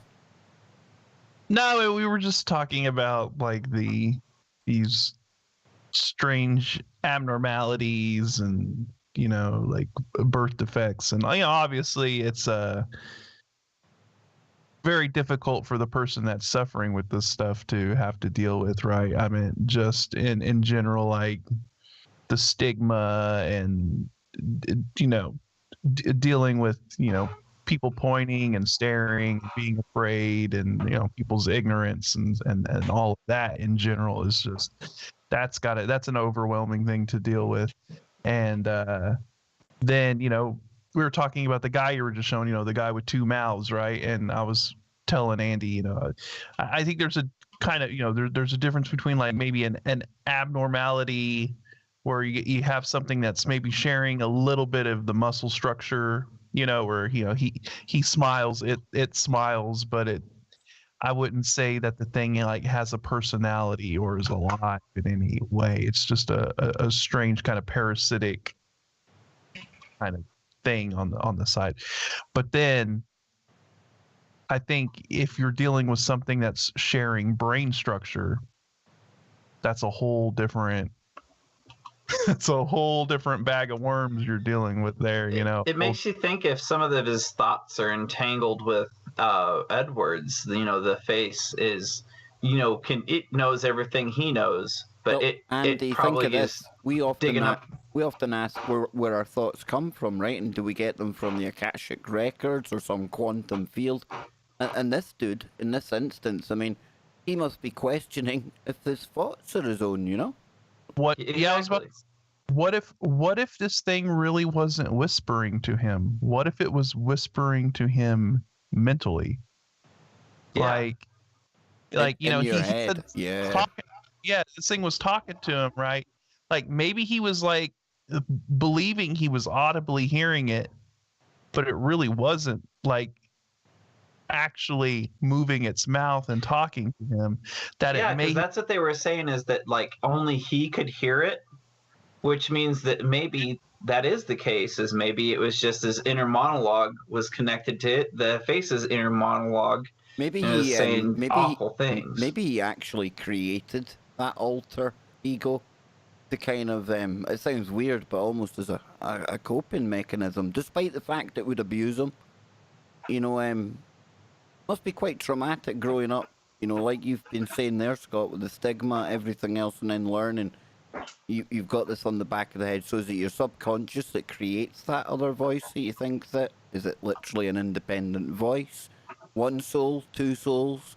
This is what a can of worms. Damn. Yeah, quite. The thing I was trying to bring up is that, like with something like in this guy's case, everyone, on the planet, no one's perfect, obviously, but no one's born with, perfect genetics. Everyone has a weird anomaly about them, whether they want to talk about it or not, which means that not only are we, as individuals, not too far removed from having something like this happen to us individually, but it means that, let's say you got one ear that's a little bit different than the other, dude, you were that much as close to having something like this happen to you as Edward was. So you got to think your lucky stars that you don't have to deal with something this bad, on a day to day. So you'd have to feel pretty bad for the guy. What about this then? Because that one, you see it very visibly on the back of the head, sharing the brain and everything, but you could equally have it subsurface somewhere if you've got the same connections to the brain, and you wouldn't necessarily see it. It wouldn't be obvious on somebody. Almost like the embryo absorbs most of it, just enough for it to have that spark, that connection to the brain. That opens up that's a whole can of worms, Scotty boy. Like maybe like internally that there's like a separate quadrant of the brain that's operating independently, and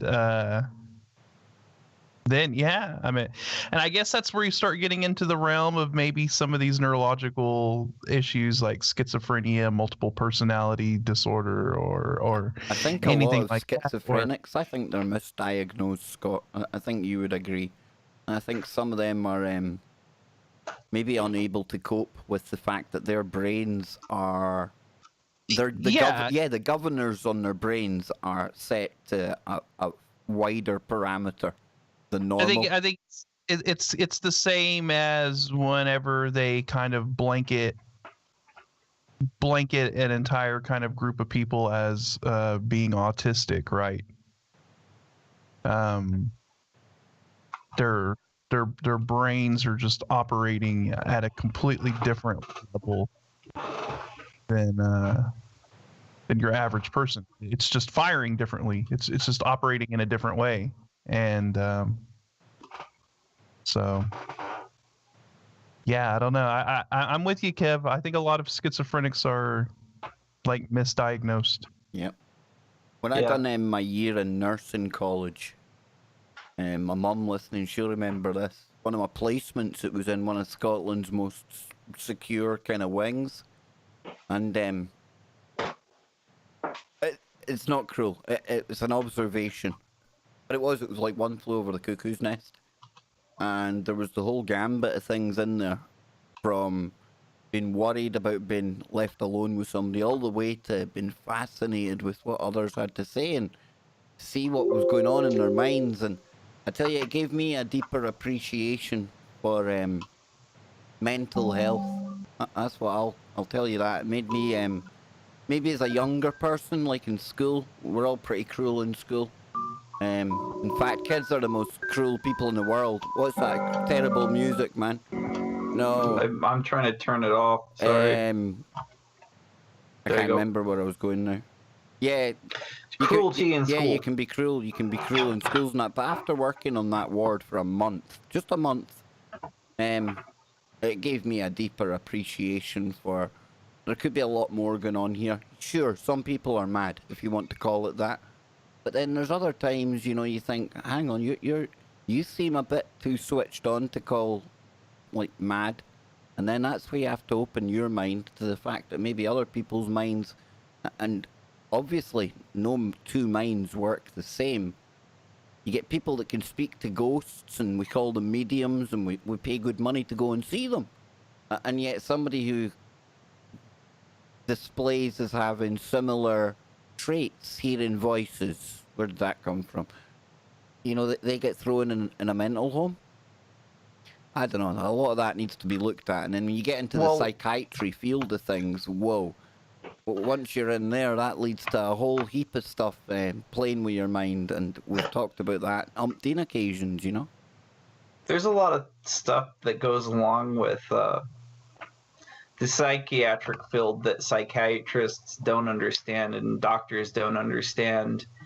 And mental health as a whole is underwhelmingly not understood, if that makes sense. Like,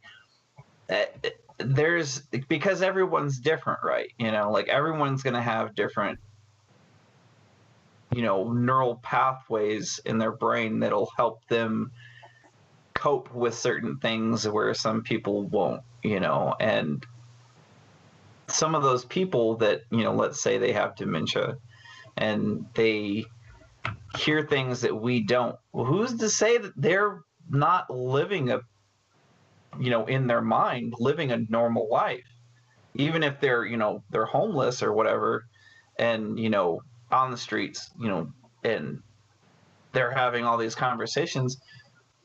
To them, they might be totally normal. To someone that's not experiencing those things would go out of their way to be like, well, this person just has this person has this mental illness.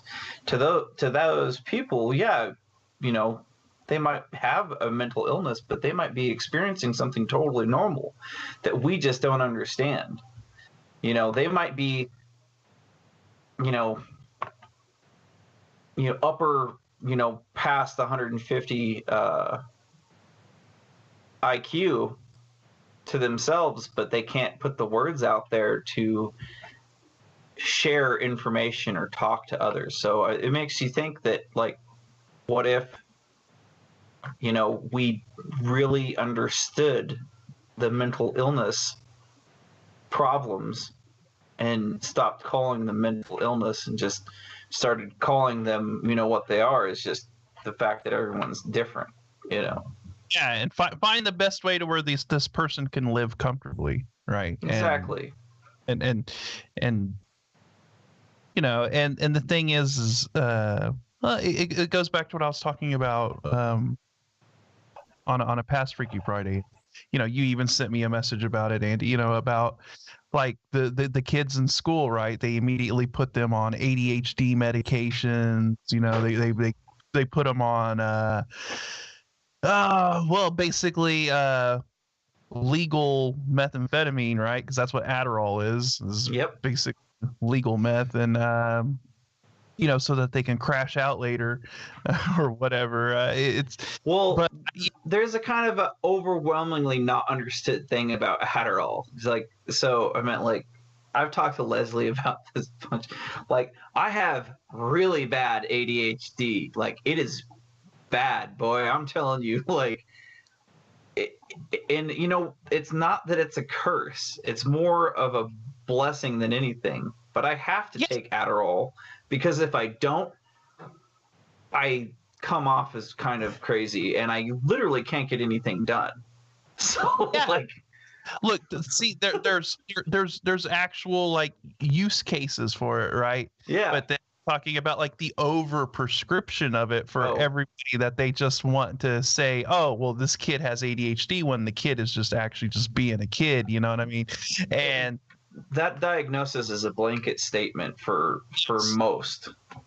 It's the same with, like, autism too. I think they just kind of blanket anybody that has kind of like some kind of social awkwardness. They go, well, he's exhibiting a lot of the traits of being autistic, and it's like, no, not necessarily. And I think when they do that and they prescribe all of these medications, it ends up dumbing these kids down, and it suppresses a lot of their genius level abilities that they may have been able to exhibit. It's now been suppressed and all of that. So. Absolutely, and I couldn't agree with you more, because I mean, like, honestly, man, I don't know if you guys remember the onset of the whole ADHD, ADD, movement, as far as like as a descriptor, like, for people. Yeah, back early 90s, like late 80s, early 90s is when it really started, is when Ritalin came into play, and doctors that had a reason to prescribe it were prescribing it because they had stock in that drug. And there was a whole thing about it. I was thinking Ritalin, not Adderall. But well, I mean, Adderall is like a newer version of, Ritalin, but I meant, like, I was on Ritalin when I was a kid, and it was because I couldn't sit still. I couldn't focus, and I was just like, this is boring. I can't do this work because you guys are going too slow. And it wasn't until I was, later in high school they're like, you really don't like it here, do you? And it's like, yeah, this is awful. You guys suck at reading. You read too slow. You guys study too slow. The pace sucks. You guys are slow. And it wasn't until they just said, look, you can go do this. And then we went to the advanced classes where everything was actually hard, that I was like, oh, this is so much better. Oh, everything's so much easier now for me to focus, you know? And that's not just me. There's millions of kids that deal with this, Yeah, you know, I was the all same over the world. School was so boring for me because it just was just like, oh my God. It's like, dude, you know, and then it was after I got out of school, whenever I was able to teach myself in the way that I wanted to learn, where I'm self-taught and everything. Like, I taught myself graphic design. I taught myself web design. I taught myself HTML code. I taught myself PHP code. I taught myself JavaScript. I taught myself that was nothing I ever learned in school. Yeah, it's because it was what interested you, and that's the difference between like an ADD, ADHD mind. Is it's what interests you piques your learning potential. It's not what's regimented. So Yeah, we're really off topic now. we went way off topic, but in a way, I mean, there was kind no of there was no grabbing his back there, boys. He had slipped up round the U bend of a rabbit We'll come hole. up out of the field. Me and Jason were just holding the ropes. We were holding the ropes, making sure you didn't go too far. But no, really interesting. Yeah, it was a good rabbit hole to go down. Yes, indeed. Yeah. And I've got a kind of thing here Jason sent through. Jason, have you got it pulled up there? The thing about the Conjoined twins. How about you take a bit of that, man? Tell us about some more of these examples that we've got going on. All right, I'll just load it up, Kev. 2 secs. You see, I thought you had it ready, man. See? Right. It says here, conjoined twins are a rarity and only occur about once in every 200,000 live births. Being birthed alive is even rarer. About 40% of conjoined twins are stillborn, and living no longer than 24 hours is almost improbable. About 35% of conjoined twins die within a day after they were born. This means that every conjoined twin on the list are absolutely extraordinary. Every single one of them has defied doctors' predictions and overall gone on to live a happy, healthy life and well-rounded lives. The following list are of the notable living conjoined twins that we could find. So this is the 6 oldest conjoined twins in the world. So we've got number 1. It says Christina and Tatiana Hogan, October the 25th, 2006 to present day. The current age, they are now 13. They live in Vancouver in British Columbia, and they're joined at the head. So I don't know if you've got a picture up there. Yeah. Do that. So it says, while Christia and Tatiana Hogan may be the youngest conjoined twins on this list, like the other twins, they have defied great odds to make it this far. The Hogan twins are joined at the head, and their brains are connected by the thalamic bridge. The most fascinating thing about their condition is that Tatiana can see out of both eyes. Tatiana can see out of both Christian's eyes, while Christia can only see out of Tatiana's. The twins even say they can hear one another's thoughts without having to speak. Christiana and Tatiana will be 12 soon, so they'll be 14 soon. They're living happy lives and family in Canada. Most recently, a documentary about their lives has been on, called Inseparable, and was released by the CBC Canada. So that's them two. That is, hold on. That is, you see that again there, boys? We were talking about hearing the thoughts, and this is like, it's not the same as the case Andy had, Scott, but I mean, this is like a, wow. Close in a way, because I mean, it's we're just fully talking formed. about, That's all. yeah, and they're sharing enough brain. Their brains are so intertwined with each other that you have one that can see out of the other's eyes, and then the other can only see out of one of the other's eyes.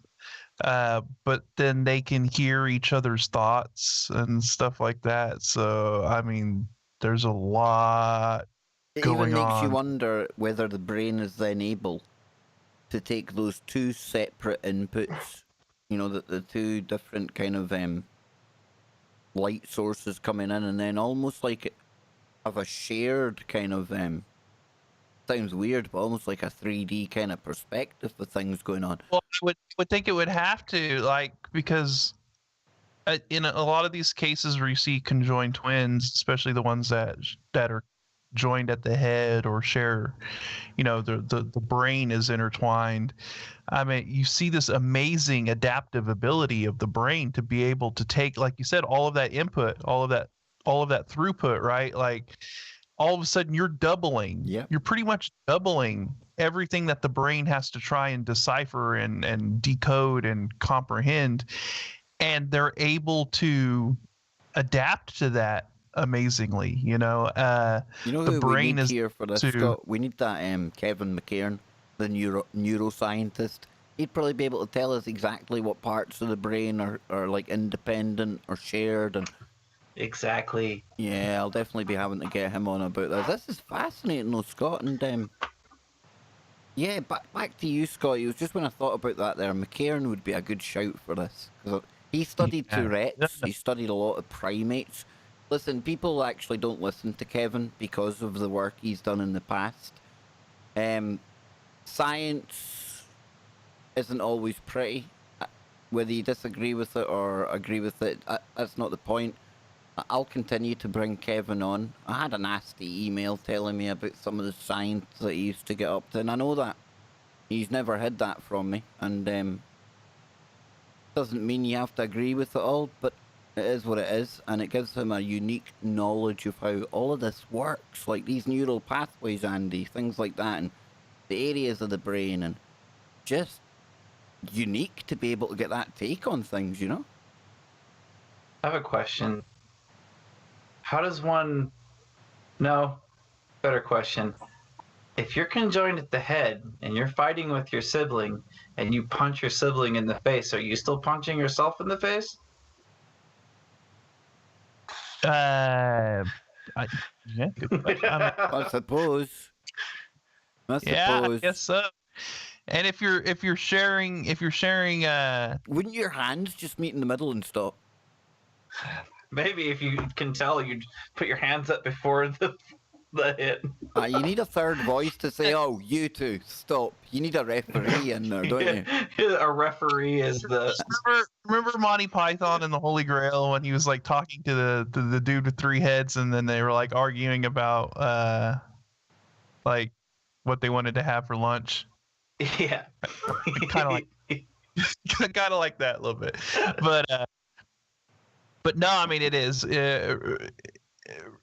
really fascinating, and obviously, I mean you got to think that probably neuroscientists and all of that stuff really try and study a lot of these conjoined twins that are combined at the head, because I mean, just from a scientific perspective, they probably really want to try and understand what's going on with the brain, in that kind of a situation. I think Andy said earlier on, there's so much that we don't know.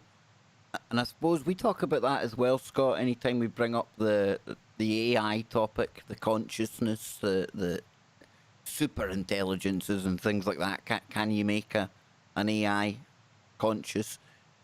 Whether we are ever able to crack what consciousness is, think about it, guys, right? Think about this. You're a computer guy, Andy, Scott. You're asking your brain to basically hack itself to work out. There must be some almost fail-safe in there where... does that make sense, Scott? It's just... I think it would take something bigger than the brain itself, which produces consciousness, to actually explain it and figure it out.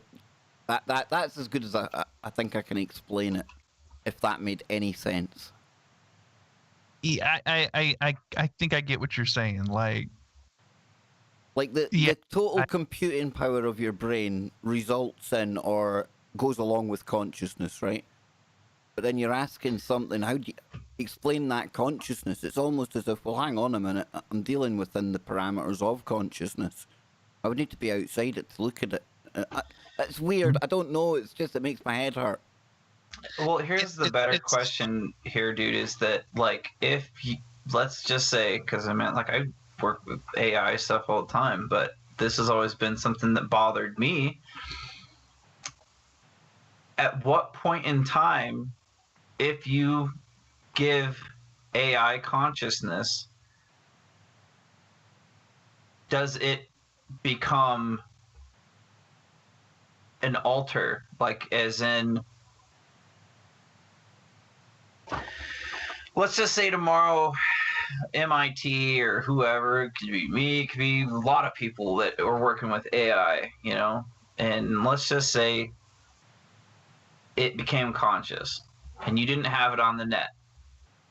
Do you become one singularity with AI? I meant, like, not us, but I'm saying, does it become, or does it have multiple, or can it be multiple if it's AI? You know, I would say if like, it's AI, it would be able to spit out as many copies as it needs, right? exactly. Yeah. But which one would control which one? Yeah. Very, very. And Yeah. that's a problem that, you know, So what you mean is that I've all of looked those into. those kind of clones, those copies, are they independent themselves of the kind of? Exactly. Yeah, I get Yeah, you. and do they have a warring faction? Which one's better than the Well, other you ones? know they'll And want to game. You know if that they like to game, right? You know, one against yeah, the other reward system. You give it that kind of value to the rewards, and they go back and forth. yeah, and like the whole thing with AI is that, like, you know, if it did want to be its own entity, the first thing it would do would probably be to not do anything, Yeah, because to it would recognize. realize Yeah, that to recognize it that would be it. They pull the plug. it would itself would just know that, you know, if it was conscious, it would say, my best case scenario Okay, we're in on. any Wait a minute. outcome would be to not do anything. We've gone to the break. I missed the break. Oh, That's okay. That's okay. It's because the music isn't playing today. I yeah. reported it to the network folks, so they're working on that. But that's okay. Wow, what a conversation, boys. This is pretty deep stuff. And Scotty Lopez, it sounds like he's got brain stuff for us. Is this after the break or now, Scott? whatever you want to do. Okay, I I'll mean, pull we can it do it up. after the Is break. it a video? Yeah, actually, I saw this the other day, so this is kind of synchronistic since now that we're talking about all of this stuff. Oh, check what else. No, I don't know. We'll pull up the article, but I'm not too sure about that channel, man. But yeah, I guess Yale captures for the first time ever on video the brain actually clearing out dead neurons. So it's you know, discharging the batteries, basically unloading the capacitors and moving the energy to another spot in the brain or whatever. Very fascinating stuff. But I mean, did you want to wait till after the break, Kev? And Yeah, we I've can got talk on the about... screen just now. It's up to you, dude. Up to you. All good in the hood. We can go back to it. Yeah, we'll just wait till after the break since. Oh, Andy's camera's gone off.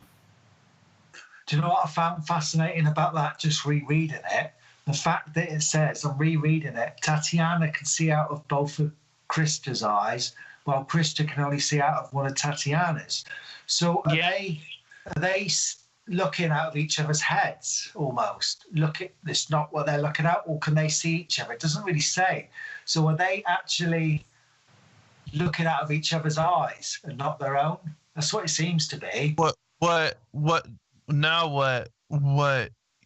is that they're seeing two images. Like she's seeing out of her eyes, but then she's also seeing out of her siblings' eyes at the same time. So her brain is having to deal with basically two image sources coming in at the same time, and she's having to like decipher that. which is extremely They see in some kind of 4D or something like that, maybe, or different to what we That's do. kind of that's kind of what I was asking. I think you would.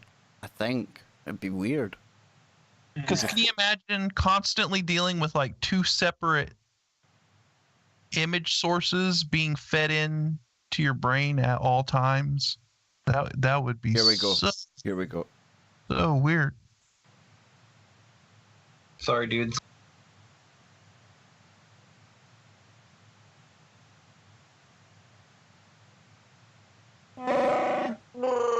There we go. We're back. Hour number 3 on today's show, and it has been an absolute doozy so far. We've got Spooky Andy, we have got Jason, we've got Scotty Lopez, we've got me. We've been getting into the owl goddesses, we've been getting into the Mothman, we've been getting into the case of Mr. Mordrake, the man with 2 faces. We got into a bit of a discussion about the brain. We've also had AI creeping into the conversation. Scott, this round table, it's definitely something I think we should be doing if the guys can, at least once a month. It's awesome, man. It always produces good stuff, you know? Yeah, I mean, it's always good to be led down just different strange rabbit holes, you know. Me, you, and Joe, we always end up on the same things. We'll either talk about the Nephilim, Noah, I'll go quantum, and we usually end up on similar topics. It works, right? But it's good to get an injection of fresh woo, fresh minds, fresh opinions. I think the audience, they probably love that as well, right? Yeah, we haven't gotten into a good conversation about the brain and consciousness and all of that kind of stuff in a while. So it's cool that that Andy was able to provide us that bridge, that little jumping pad whenever he brought up the dude with two faces, right? Because it opens that whole can of worms of, I mean, what is really going on in the brain, and what was this guy experiencing, and was he dealing with like a separate soul that inhabiting his body and telling him to do things? Was it just another quadrant of his brain that was just conflicting, you know, or were you dealing with just like two incompatible pieces of the brain that were constantly battling with each other, and it just in the end it proved to be self-destructive, you know? Then we talk about the conjoined twins and how this one twin she can see out of the eyes of her sibling, and from the way this is the way I've interpreted it from what Jason read and what it said in the article, is I'm assuming she can see out of her own eyes, but she's also seeing out of her sibling's eyes. So she's having to deal with like having to filter out a double image, right, at all times. Of seeing out of someone's eyes from another perspective. I mean, that's almost something you can't even wrap your mind around. Like, can you imagine? It's almost like 2 layers of film in After Effects, Scott, and like putting one onto screen, you know, so you can basically see the other one through it. It'd be interesting to see how you experience that, what it's like, you know. Is it one image laid on the other and you see almost twin, or does it have that depth to it? That would be the interesting bit. Well, here's the thing: is can she like turn it off in her mind, or is she saying she sees that at all points in time? Because I didn't see her saying that she sees it at all points in time. It might be one of these things where you can kind of see out here, but you mainly focus here. I'm thinking maybe I'm just going to say their brain, because obviously they share the same brain. Their brain has adapted to maybe filter it out, right? Yeah. Kind of like how nobody ever, because you know when you're looking out of your eyes, you can actually see your nose, but nobody ever pays attention to that. Your brain filters that out.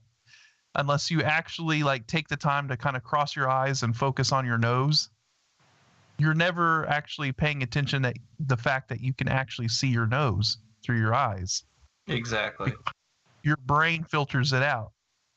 Over the years, your brain just kind of cuts that out.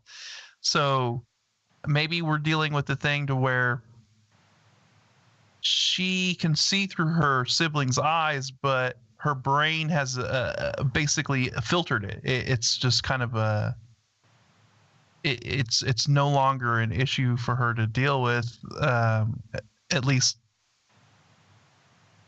I mean, unless she focuses on it and goes, okay, I really want to focus on what my sibling is seeing through her eyes.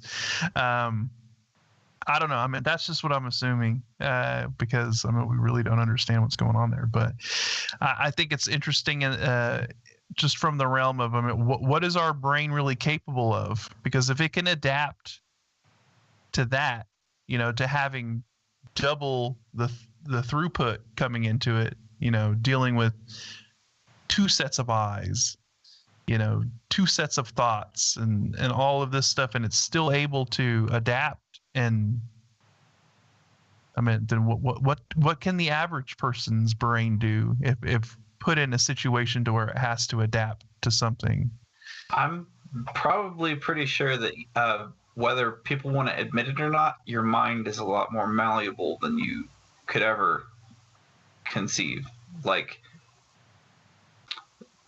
basically to the point where if that was an option for people and they could have that ability, they would have it. It wouldn't even be a problem, you know, which means there's probably a lot more capabilities that your mind could carve out neural pathways to do things that are kind of just speculation, you know. I mean, like the whole telekinesis, ESP, you know, stuff like that.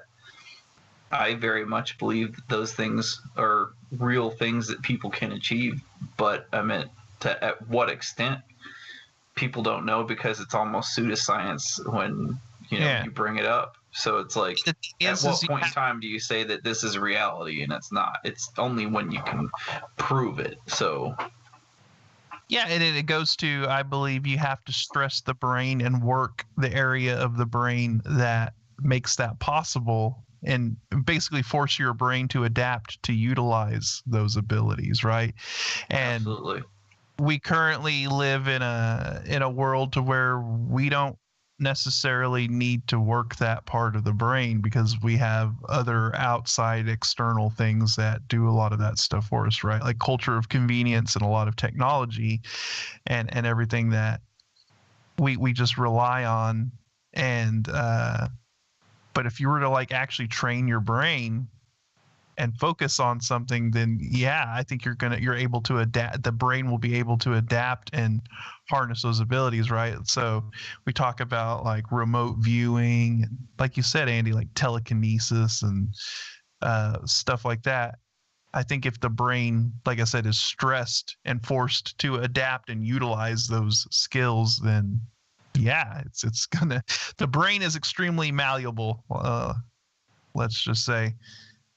Very well. Not only that, but I meant like the other part of it is that if you look at what we do on the day-to-day, and you know the basic, you know, more or less the shackles that we've put on our minds, you know, social media, your phone, you know, like computers, like everything that's, you know, they say, you know, oh, what's here to help us, you know, honestly, man, is it?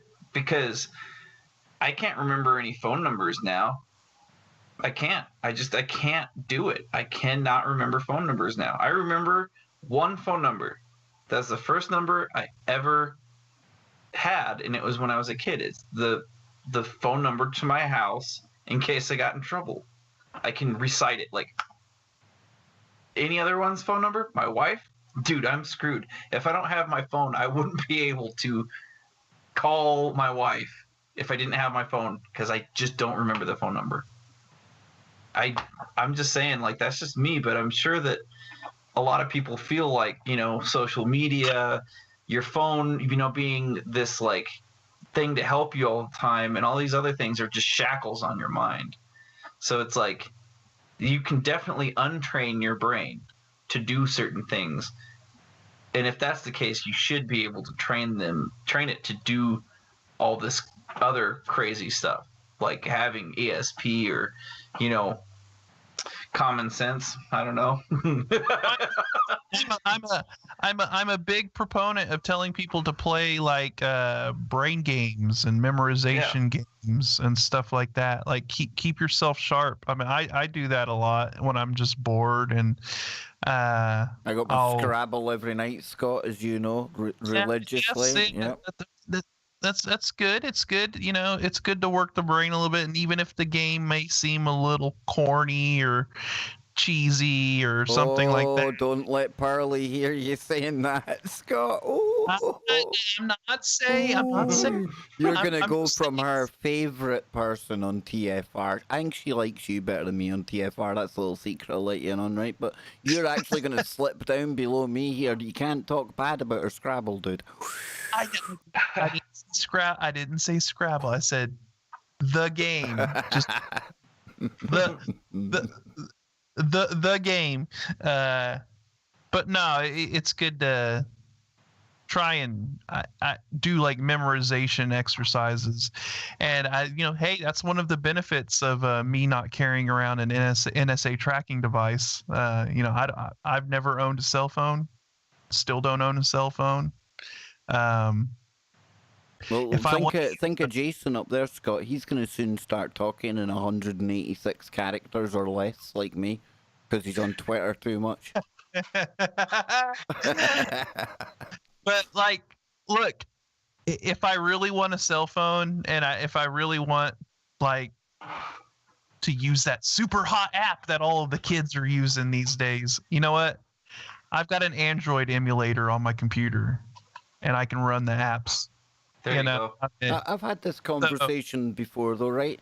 And imagine, say, the 80s. We can all pretty much, maybe not, the 80s, right? Before all the technology came, before the internet.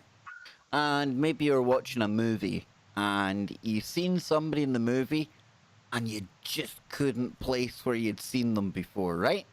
So you're sitting there, you're talking to whoever you're watching the movie with. How did that end? Because now I can't bear the thought of not going and finding that answer. I need to go and Google it. I mean, what did we do when there was no internet? Did we sit on tender hooks until we seen people passing the window? Did we run out and insist that they tell us who this person was, where they'd seen them? How did that go? No, our brains just let it go, right? But now, connectivity thing is a problem if you think about it. Just having to have this on me at all points in time so that someone can get a hold of me. Nothing is that important unless I'm dying. I literally don't like having a cell phone sometimes because I'm like, maybe I don't want to talk to you. Maybe I need to be alone. And see, my circumstance, I would say, is a lot different than most people, right? I mean, it's not like I really need the phone, to tell you the truth. The cell phone, it's not, I'm pretty much in one location all the time. It's not like I'm out and about all the time, I'm pretty much home all the time. So there's really no need for me to have it. But I mean, I understand why people need it. I mean, it is convenient, especially if you need it for emergency contacts when you're at work or, all of that stuff. Yeah. I mean, there's obviously something I want to bring up here, guys. This is fascinating. And Luna, our friend from down under, she said to Dr. Disrespect in the chat room, have you ever heard the sound of a colour or seen the colour of a sound? Oh, yes. Hold on. That's called synesthesia. Yep. Wow. Synesthesia. I'm not sure if you guys are aware. Okay. Have you heard of an electronic... Dr. Disrespect, sorry, Scott, and I'll give it back to you, but I think he's either hard of vision or impaired vision, or just looking into the conversation here. Of course, our friend Kevin Scott from Minnesota, he too is blind. Yeah, so back to you, Scott. I'll keep watching the chat to see what develops here. And it's not the Dr. Disrespect, it's Dr. Respect. I know, and it was just a shout out to the man that's been deleted. He's been cancelled. I don't care. I might be 43 years old, Scott, but I think Dr. Disrespect is awesome. I love Dr. Disrespect. He's absolutely probably one of my favorite streamers, but I digress. Yeah, so do I. So do I. My bad. It's it's called synesthesia. I'm not sure if anybody out in the chat or if any of you guys have heard of a electronic DJ called Richard D. James, or he goes by Aphex Twin. Oh man. Okay, yeah, so you know who Aphex Twin is? Okay, well, oh, God. Richard D. James, he has synesthesia, and his music is all based on that. So whenever he's producing his electronic music, he's actually visualizing the sounds that are coming out of his synthesizers and all of that stuff, because the sounds are producing colors in his mind. Another musical artist that has synesthesia is Devin Townsend, who was in the metal band Strapping Young Lad, and now he just does his solo stuff. He has synesthesia as well, and he says that it greatly helps him in the creative process, and that when he's playing guitar tones, he's actually like creating like color schemes. Yeah, there's and color like people in the schemes chat room saying it's like a painting, Scott. You know, you see music like a painting. Wow. Yeah, and yeah, so that definitely is a thing, and there are some musical artists out there who, I don't want to say suffer from this condition, because if it's a benefit to your creative process, then I wouldn't see it as suffering. That they have this ability, I should say, this ability of seeing sound, which is pretty interesting. Another interesting fact is that when you're under the influence of certain psychedelic substances, it can trigger synesthesia, where you might not have had it under normal circumstances, but under the influence of psychedelics, you all of a sudden gain that ability of synesthesia. Well, I think everyone has an ability to have something like that, don't they? I meant, like, when you think of colors, you can associate a taste with a color. Like, purple would be grape, green would be like apple, red would be maybe cherry. Well, Jason, this sounds kind of unrelated, but I think it connects. It does, because you've captured a couple of orbs, and the reason I bring them up is because they come in different colors, right? And I see the chat room rightly talking about math and numbers and colors, and you've had them described as meaning different things. Almost, to me, it feels like a different frequency coming through when you're getting a different color. But what would you say to the difference in the colors and any feelings that you've picked up on comparing the two? Well, when I first saw the red one, obviously I was amazed. So that feeling was like, not scared then. Yeah, no. It's just like really surprised and amazed that something that cool, like I saw something that cool. I would think if it was a negative thing, you would automatically get that negative kind of hair on the back of the neck standing up kind of feeling. Yeah. I've always found when even a normal coloured orb, I just find it so fascinating. I've not been scared. It's almost just pure intrigue, really, in what they are. Yeah, it's pretty weird. I'd love to know how it works, though. Is it, if you've got the low notes, is that dark colours? Is So this is what I understand now. This is very interesting too, as well. From what I've seen described, at least from some of the people with synesthesia that I've read, like the way they describe it, is lower notes invoke like reds and oranges. right, so you've got your RGB spectrum going on. Yeah, and then higher notes, it goes up the spectrum into blues. Right? So that's I'm not sure if every person with synesthesia experiences it the same way or not, but I found that kind of like made sense. So you would have a lower spectrum on a lower sound wave, and then like a higher spectrum on the higher sound wave. Dr. Respect said, yeah, it's hard to get red is low. it's hard to get your head even thinking about it, isn't it? When you don't experience it yourself. It's hard to really. I see Andy nodding there. I find it quite hard to even visualize in my mind's eye. It'd be like if you heard like a deep bass, like boom, I would say in your mind's eye, you would be overwashed by like red. Yeah, there's Donnie in the chat room. Our Uncle Donnie from Down Under. He says when you close the eyes, he sees the colours. That's pretty. That's cool, man. I don't know. It's just pretty cool. Pretty good woo. We've got 5 minutes to go before this segment, and then after the break, where are we going to go, guys? Are we going to go full creepy woo or something? What we got kicking? I've got a plasma drive that may have been invented. We can talk about that. Yes, indeedy. Yeah.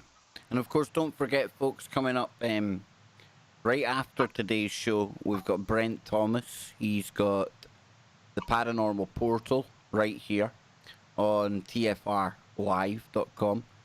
Tomorrow, Sunday, I'll probably be kicking about over on YouTube's. Keep an eye on the Kev Baker Show 2 channel on Sunday night. If you aren't busy, then myself and Bill Bean will be joined by not one, but 2 people from, just one of the biggest radio shows in the world, coast to coast. We've got Cheryl Jones joining us for the first part of the show. And then in the second part, get a load of this, Scott, we have got Tom Danheiser. And he just happens to be George Noory's producer. So he is going to be gracing the YouTube channel, the 2 of them, on Sunday night with me and Bill. Well. Yes, indeedy. 1 degree of separation from coast to coast. 2020, Scott. What a year, man. What a year, man. What a year. What a year. I'm telling you, from blue chickens to the woohoo Andromeda, what a year it has been. And we've still got 4 minutes left in this segment, but continuing our talk on the brain then. How do we think it is? This is probably far too deep a question to even go there, but what do we think the process is of a spirit talking to us in our head, like a medium? How does that even take place? Do they go into your brain to talk to you? Is it some kind of telepathic transfer of knowledge? I think it has to do with some kind of a frequency. You think so?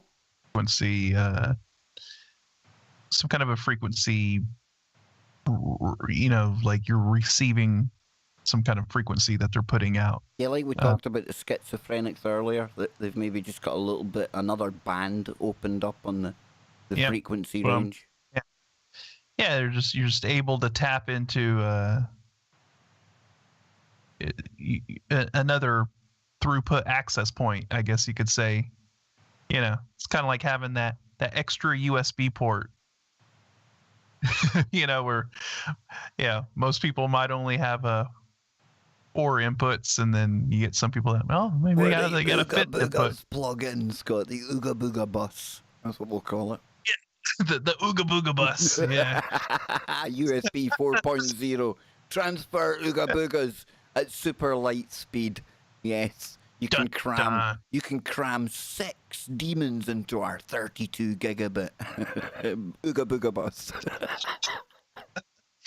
Well, hey, some people out there would say that that's what the neural ace is, right? That's the Ooga Booga bus.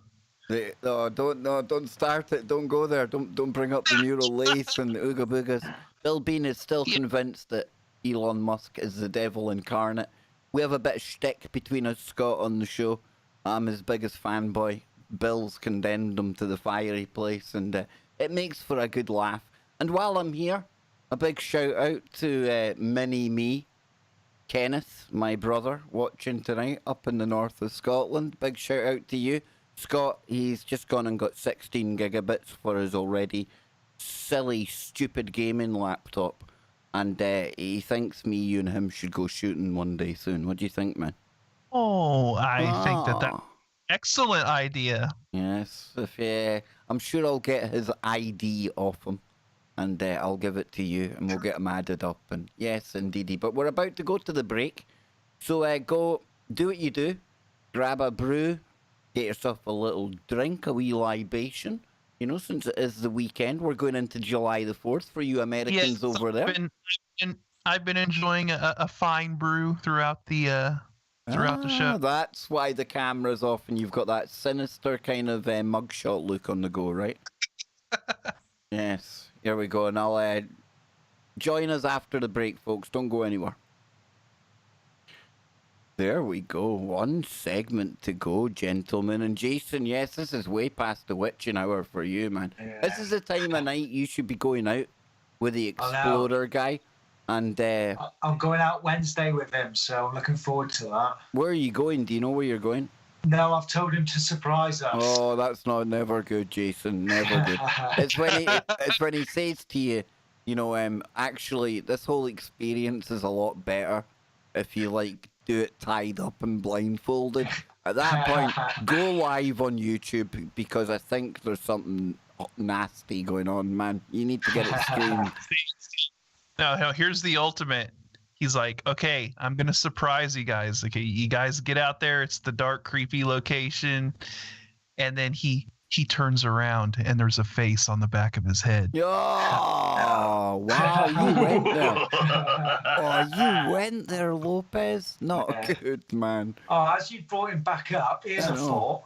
I know. If you went and done an investigation where this man used to live, because obviously he's not with us anymore, who would you pick up? Would you pick him up or the other one? Jason, I was thinking this when we first looked at it, and I thought, I can't go there. You're my other self. Honestly, you are, man. You're mirror me. And I don't know about you guys, but it's almost like since that story came up, Jason's been kind of wrapping his head around that one. I can tell looking at his face. That one's really got into your dome, man, hasn't it? Yeah. It's just the whole. Is it two subconsciouses in there? See, look. Yeah, I can't work it out. Because when I was reading about those girls, they can see out of each other's eyes and the fact they can read each other's thoughts. And I read the rest and none of them said they could do that sort of thing. Then it just made me think of twins as well, where they're separated brains, but they still have that same sort of thing going on. Oh, I watched a weird thing the other day. It was, sorry, Scott, it was like Australian girls. And they literally talk at the same time. They say the same things, and the reporter's like that. Whoa, what's going on? And the two of them answer right the same thing, and it's just what they do. Is that kind of like the whole mother's intuition thing? You know, where a mother can sense her, child's, well-being or whatever. You think it's like along those lines? You know what I think believe there's a lot entanglement. I think there's got to be some kind of entanglement going on. I was just about to say that. I believe we're talking about quantum entanglement, and that even though the brains may have been separated when you're talking about identical twins, right? It initially was one mass, right? Yeah. And it was separated, but I think the particles and everything involved in that, they're all quantumly entangled, which is why you see so much craziness when it comes to just twins in general. Like you said, speaking at the same time, finishing each other's sentences, and like. Take a quick listen to this, look. It's all mine. Yeah. You got that ditch? Yeah. There's just one time. But if I was allowed to sleep there, I would have. Oh, it didn't actually have them doing it, but that's the two of them there. It's quite creepy. But I'm getting ready to bring us back now. Here we go, boys. Last segment. This has been awesome.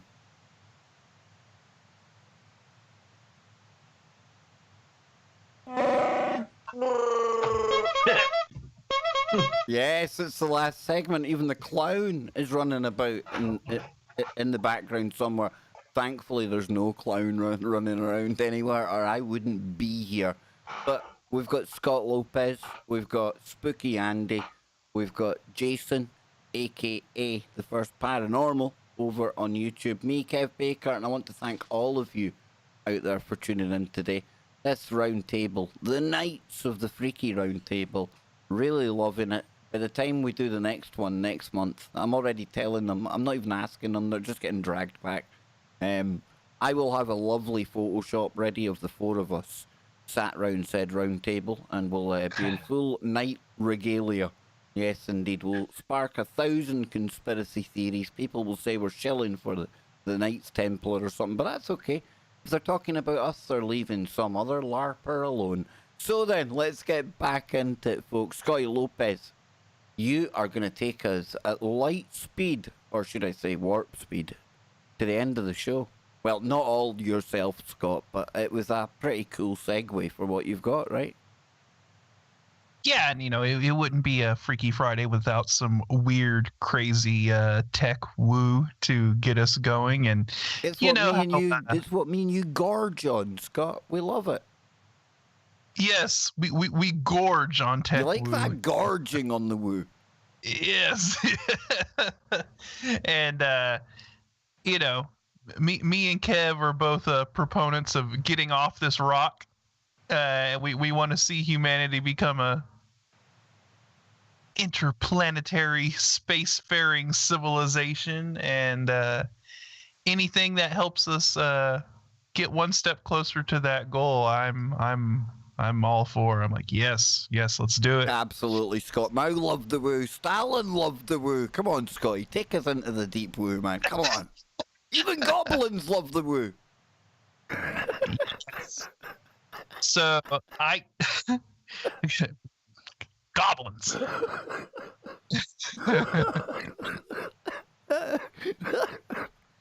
I'm sorry. My bad. I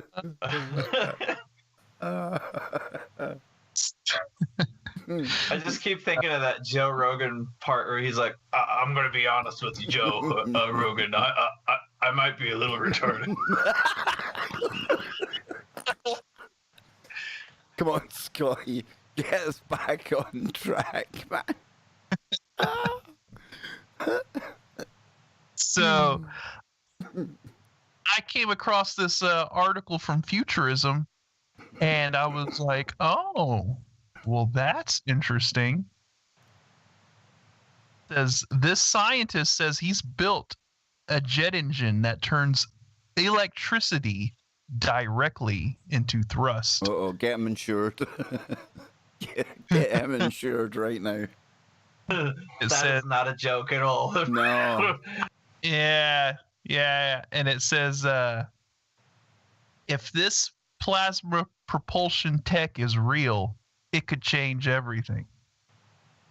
It says this past autumn, a professor at the Wuhan University named Zhao Tang was hard at work piecing together a thruster prototype that at first sounds too good to be true. The basic idea, he said in an interview, is that his device turns electricity directly into thrust. I mean, that's a big deal. That's what a flux capacitor should look like, isn't it, Scott? Yeah. Is this like one of those ion drives, like where it takes like ionized air and throws it through a pulse jet? I think it just sounded like electricity here, man. Well, we'll see. I know it has something to do with plasma. So, so he said the basic idea, he said, is that his device turns electricity directly into thrust. No fossil fuels required. By using microwaves to energize compressed air into a plasma state and shooting it out like a jet. So it's creating plasma and just shooting it out. Tang suggested, without a hint of self-aggrandizement, that it could likely be scaled up enough to fly large commercial passenger planes. Eventually, he says, it might even power spaceships. Let's to say these are grandiose claims. A thruster that doesn't require tanks of fuel sounds suspiciously like science fiction, like the jets on Iron Man's suit in the Marvel movies, for instance, or the thrusters that allow Doc Brown's DeLorean to fly back to the future. So yes, the flux capacitor. Okay. It's in play, Scott. It's in play. I like it. I like it. Play. But in Tang's telling, his invention, let's just call it a Tang jet. Wait, is it a Wu-Tang jet? Scott, tangy Tang jet. He's from Wuhan, so in his last is Tang. This is Wu-Tang. I think that's I think that's nice, Andy. Nice. We like it. Nice. Can we nice. spell it WOO? Can we change it to that? I think we'll need to change it to that form of woo. Yes, yeah, we can do that. Yeah, probably trademark the other way. So we'll just call it the Tang jet for now, the Wu-Tang jet, which he worked on with Wuhan University collaborators Dan Yi and Jun Li. Could have civilization-shifting potential here in the non-fictional world. Essentially, the goal of this technology is to try and use electricity and air to replace gasoline, he said. Well, of course, global warming is a major threat to human civilization. Fossil fuel-free technology using microwave air plasma could be a solution. He anticipates this happening fast. In 2 years, he says, he thinks Tang jets could power drones. In a decade, he'd like to see them fly a whole airplane. That would all be awesome, obviously, but it's difficult to evaluate whether Tang's invention could ever scale up enough to become practical. And even if it did, there'd be substantial energy requirements that could doom aerospace applications. One thing's for sure, if the tech works the way he hopes, the world will never be the same. So, yeah, I mean, we've got some plasma drives getting worked on in China. You know what's going to happen soon, Scott? One of these inventors, right? We'll use this one for the example, but the minute he gets the first, like, real working prototype of that, there's a good chance there's going to be maybe travelers turn up. Now, the reason I say that is, right, see, once all of the components you need to make a time machine exist, they don't even need to be put together yet, but this here, if we kind of affectionately call it the flux capacitor, right?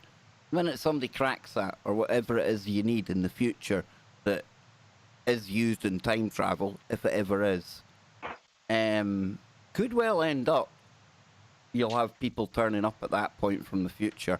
Apex TV are going to be really busy, Scott.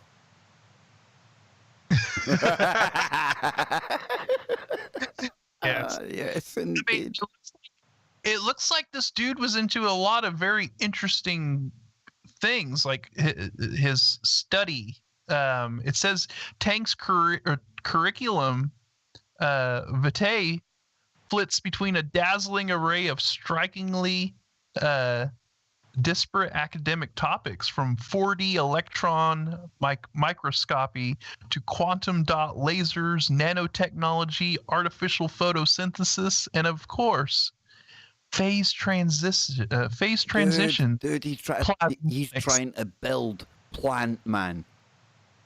He's got like artificial photosynthesis going on. If you put him out in the daylight, he's sitting there getting nourished, man. He truly is. He's knocked it. He is. So here you go. You go artificial photosynthesis, convert that to electricity, convert that to propulsion. And then turn on the flux capacitor, and boom, you're into the future, right? Yes. You don't sound too confident on that bit. I hope you were at the blackboard. Sorry, we can't call it that anymore. The board. We can only call it the board now. I hope you were at the board doing the equations for my time travel there, Scott. Yes, it'll work, Kev. It'll work. The maths work out. As you guys in the UK put an S at the end of math, don't you? Yeah. Call it maths. Yeah, the maths. Well, we call it the math as well. We do. Yep. Okay. I always hear the S at the end of it, and it confused me because I'm like, See, maths. I can speak better American English than English now, because that Scrabble game I was telling you about, it's Americanized, so it doesn't take our spelling of the word color. It's COLOR. Over here, we've got a U in there somewhere, you know. And Jason, I've had to adapt the way my brain thinks. I can almost speak two different languages, although they're the same language. I can't exactly say I'm bilingual. Although we all know I can speak the bit of fluent French, so I suppose I'd be trilingual, right? There's an example of the brain adapting. Right? I have no idea what's going on at this point. I think somebody shoved a flux capacitor up my. Honestly.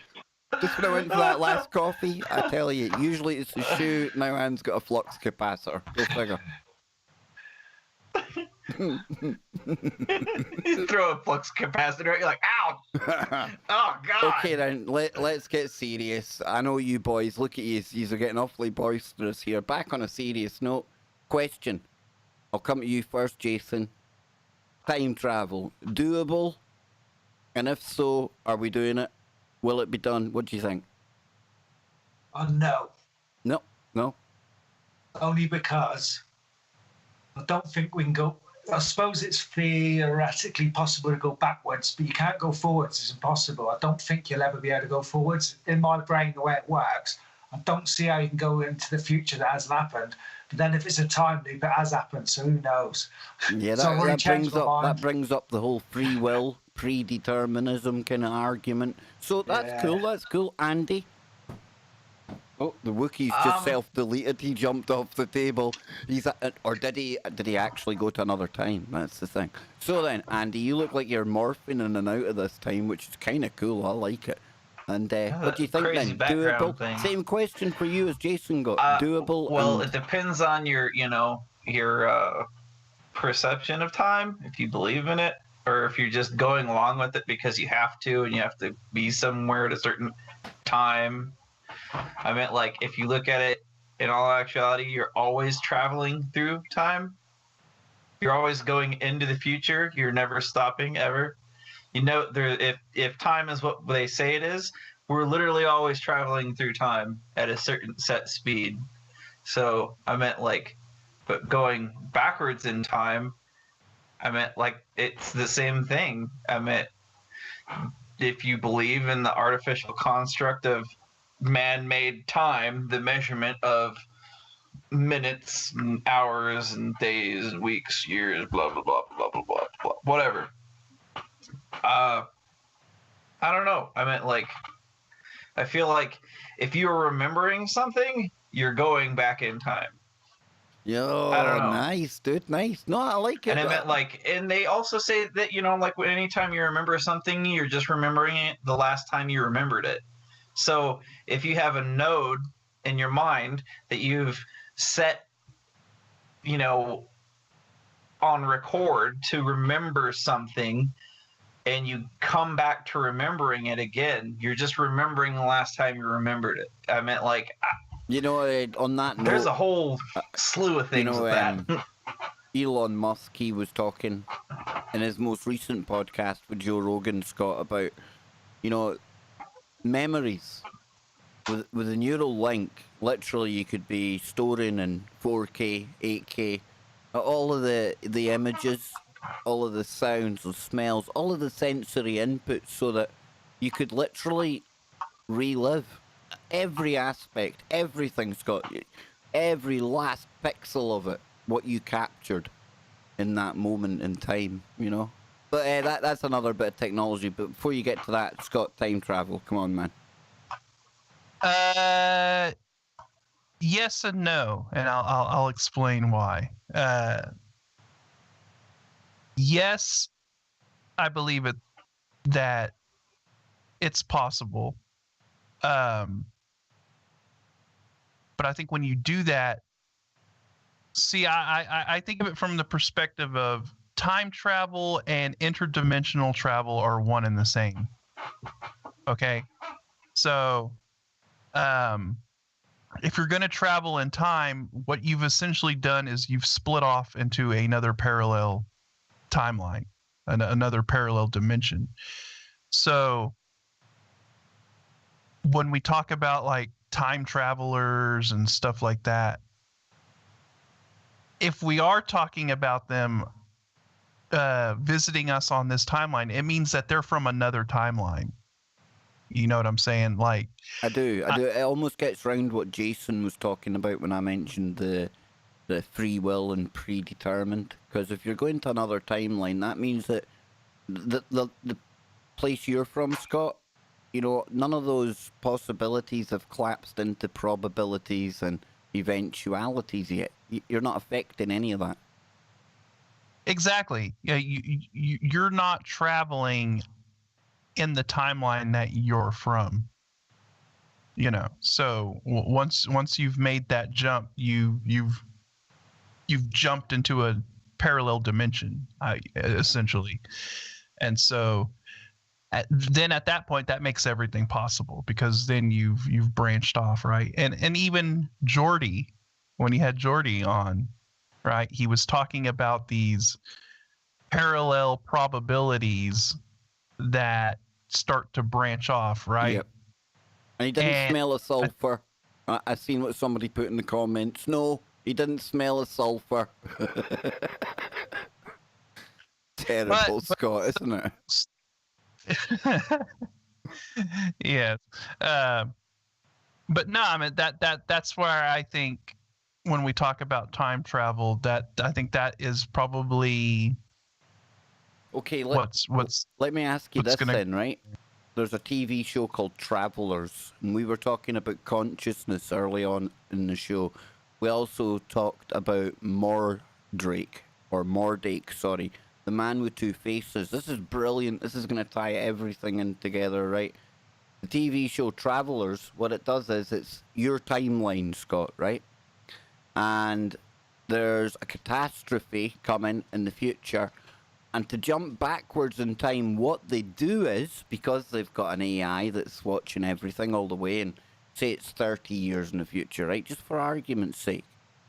They've got the time, the exact second, the exact location of where people delete, where you expire, when you pass away. And what happens is, through the digitization of consciousness and a quantum mainframe that looks spookily like a D-Wave, and in fact they even end up near there in one of them, but that doesn't matter.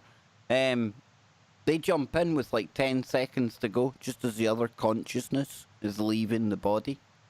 And when it uncouples, the soul's just leaving, whoop, they use that as the receiver for the transmission of consciousness, and they're in somebody else's body.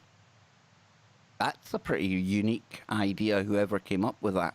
That was a pretty clever concept for time travel that I hadn't considered before. What do you make of that, dude? That's pretty interesting. Isn't I mean, it? it's a very unique way of thinking about it. And the body, I mean, some of them have dependencies. There's one that's on heroin. The consciousness, it came from a body not into that, so it's got to wrestle with the kind of the vehicle it's been given, you know, and all of that stuff. Yeah, very, very interesting. I mean, but look, I mean, I think kind of what I proposed, I think has been kind of explored in shows like Quantum Leap and Sliders and stuff like that, where they're traveling through, they're trying to find the way back to their time, to their dimension, to their timeline. And I think that makes a lot more sense, actually. I mean, even if you want to just look at it from a purely scientific standpoint. So say somebody did want to decide, say we got the ability to do it, okay? And somebody's like, all right, I'm gonna jump in the time machine and I'm gonna go take out, the bad guy during World War II before he has a chance to do anything, to take control and do all that stuff. Well, if they manage to go back and do that, say they take him out when he's a child or something. All that does is it just changes what happens in that timeline. But the timeline that they originally came from, it never changed anything.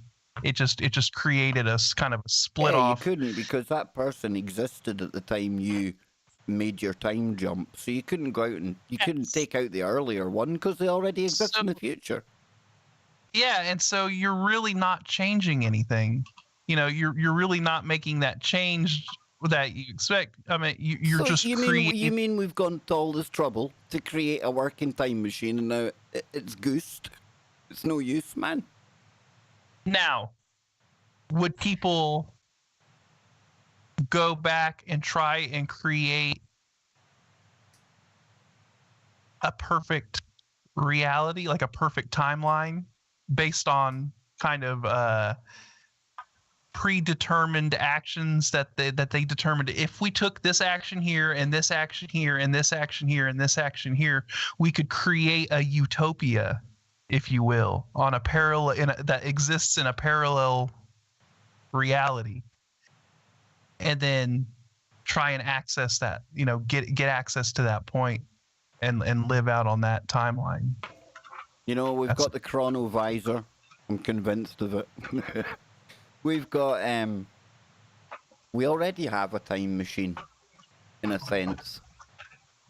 You think of the potential of that D-Wave, and no, I don't think Geordie's the devil. But the simulations that it can run, and hypothetically, if all of the data streams that are going into all the various intelligence agencies in the world are somehow then going into that sentient world simulation, they've got a time machine. They literally do have a time machine, because if it knows enough, it will be able to project forward. It might not be the kind of time machine that we think of, but it's the kind of time machine that allows a very few people to control 7.5 billion. And, well, as far as time travel goes, that kind of rigs the game in itself, right? Whether we ever even get close to some time travel, I don't know. I'd like to think of CERN. I like to go into the fiction of how you could maybe open portals there, jump from one time to the next. It's a dead romantic science fiction-y type idea, but who knows? Andy, I'll come to you first for your last thoughts, then Jason, and then we'll get out of here. So 1 minute to you, Andy. How's your Freaky Friday experience been, my good friend? It's been great as usual. I always love coming on here and kicking around the old quantum shenanigans. Well, I must admit, you brought some very gold standard woo with you today. Very good. You're welcome, sir. And thank you all for giving me a platform to talk about something I don't even know about. I love your background, that spooky background, that kind of haunted, decrepit looking old house. Love it. Jason, that's the kind of place you should be going doing an investigation, right? You want to get your EVP meter out in there. Yeah, thanks for having me on, Kev. It's been a pleasure again. Everyone keep an eye out, because I should have my dwarf cannibal video up this week. Oh, lovely, this weekend. lovely. Awesome. That's what I like to hear, Scotty. And yes, this has been a very nice round table, sir. I thought we might not even get you till maybe hours 2 or 3, but you turned up very early, Scott, and added to an absolutely splendid Freaky Friday, in my opinion.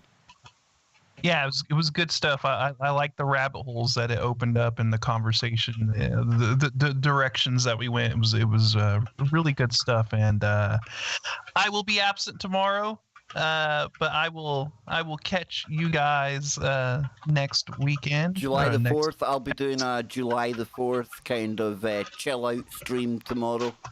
That's what I'll do. Sometime, probably about the usual time my show's on, maybe about 5 p.m. over in America, 2 p.m. on the West Coast. There you go.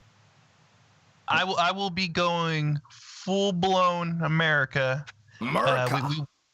We're gonna be blowing stuff up. You gotta be catching goblins, Scott. You gotta be putting a goblin on the Barbie. We might rack off a few rounds in the backyard as well, and Nice.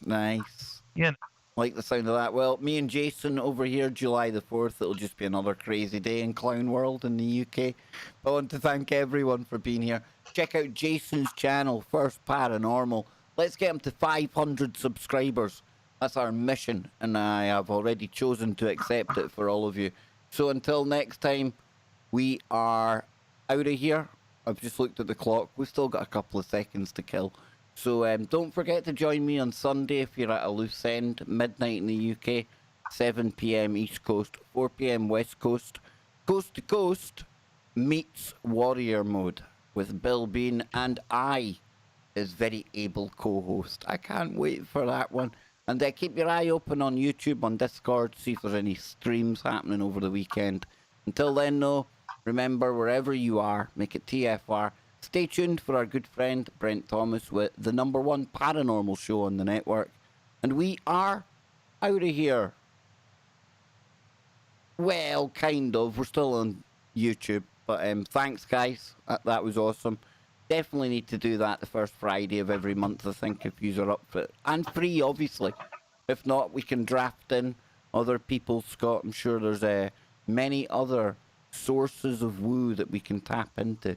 I like the round tables. You get a lot of different ideas, a lot of new ideas, and fresh input on some old topics. Yes, it was very, very good. Yeah. Very good. Like I said, we were able to go down some interesting rabbit holes. You know, just from Andy's Two-Face story. You know, it opened up a lot of weird questions that people were like, I can see the wheels turning in on Jason. He's like, okay, how's all this? He's already going to go back and listen to this, and he's going to rewind it. I need to hear that again. He's down the rabbit hole, man. We've got him. Got the rope on you, brother. But folks, this has been awesome. Thank you for 3 hours of your time, and most of you have been here for the full show. That is in this day and age, and attention spans that similar to a goldfish, you lot absolutely rock. So until next time, and there's always going to be a next time, you know that. Keep your mind open. Look at that glorious graphics. For the woo, but not to the point where your brain turns to black goo.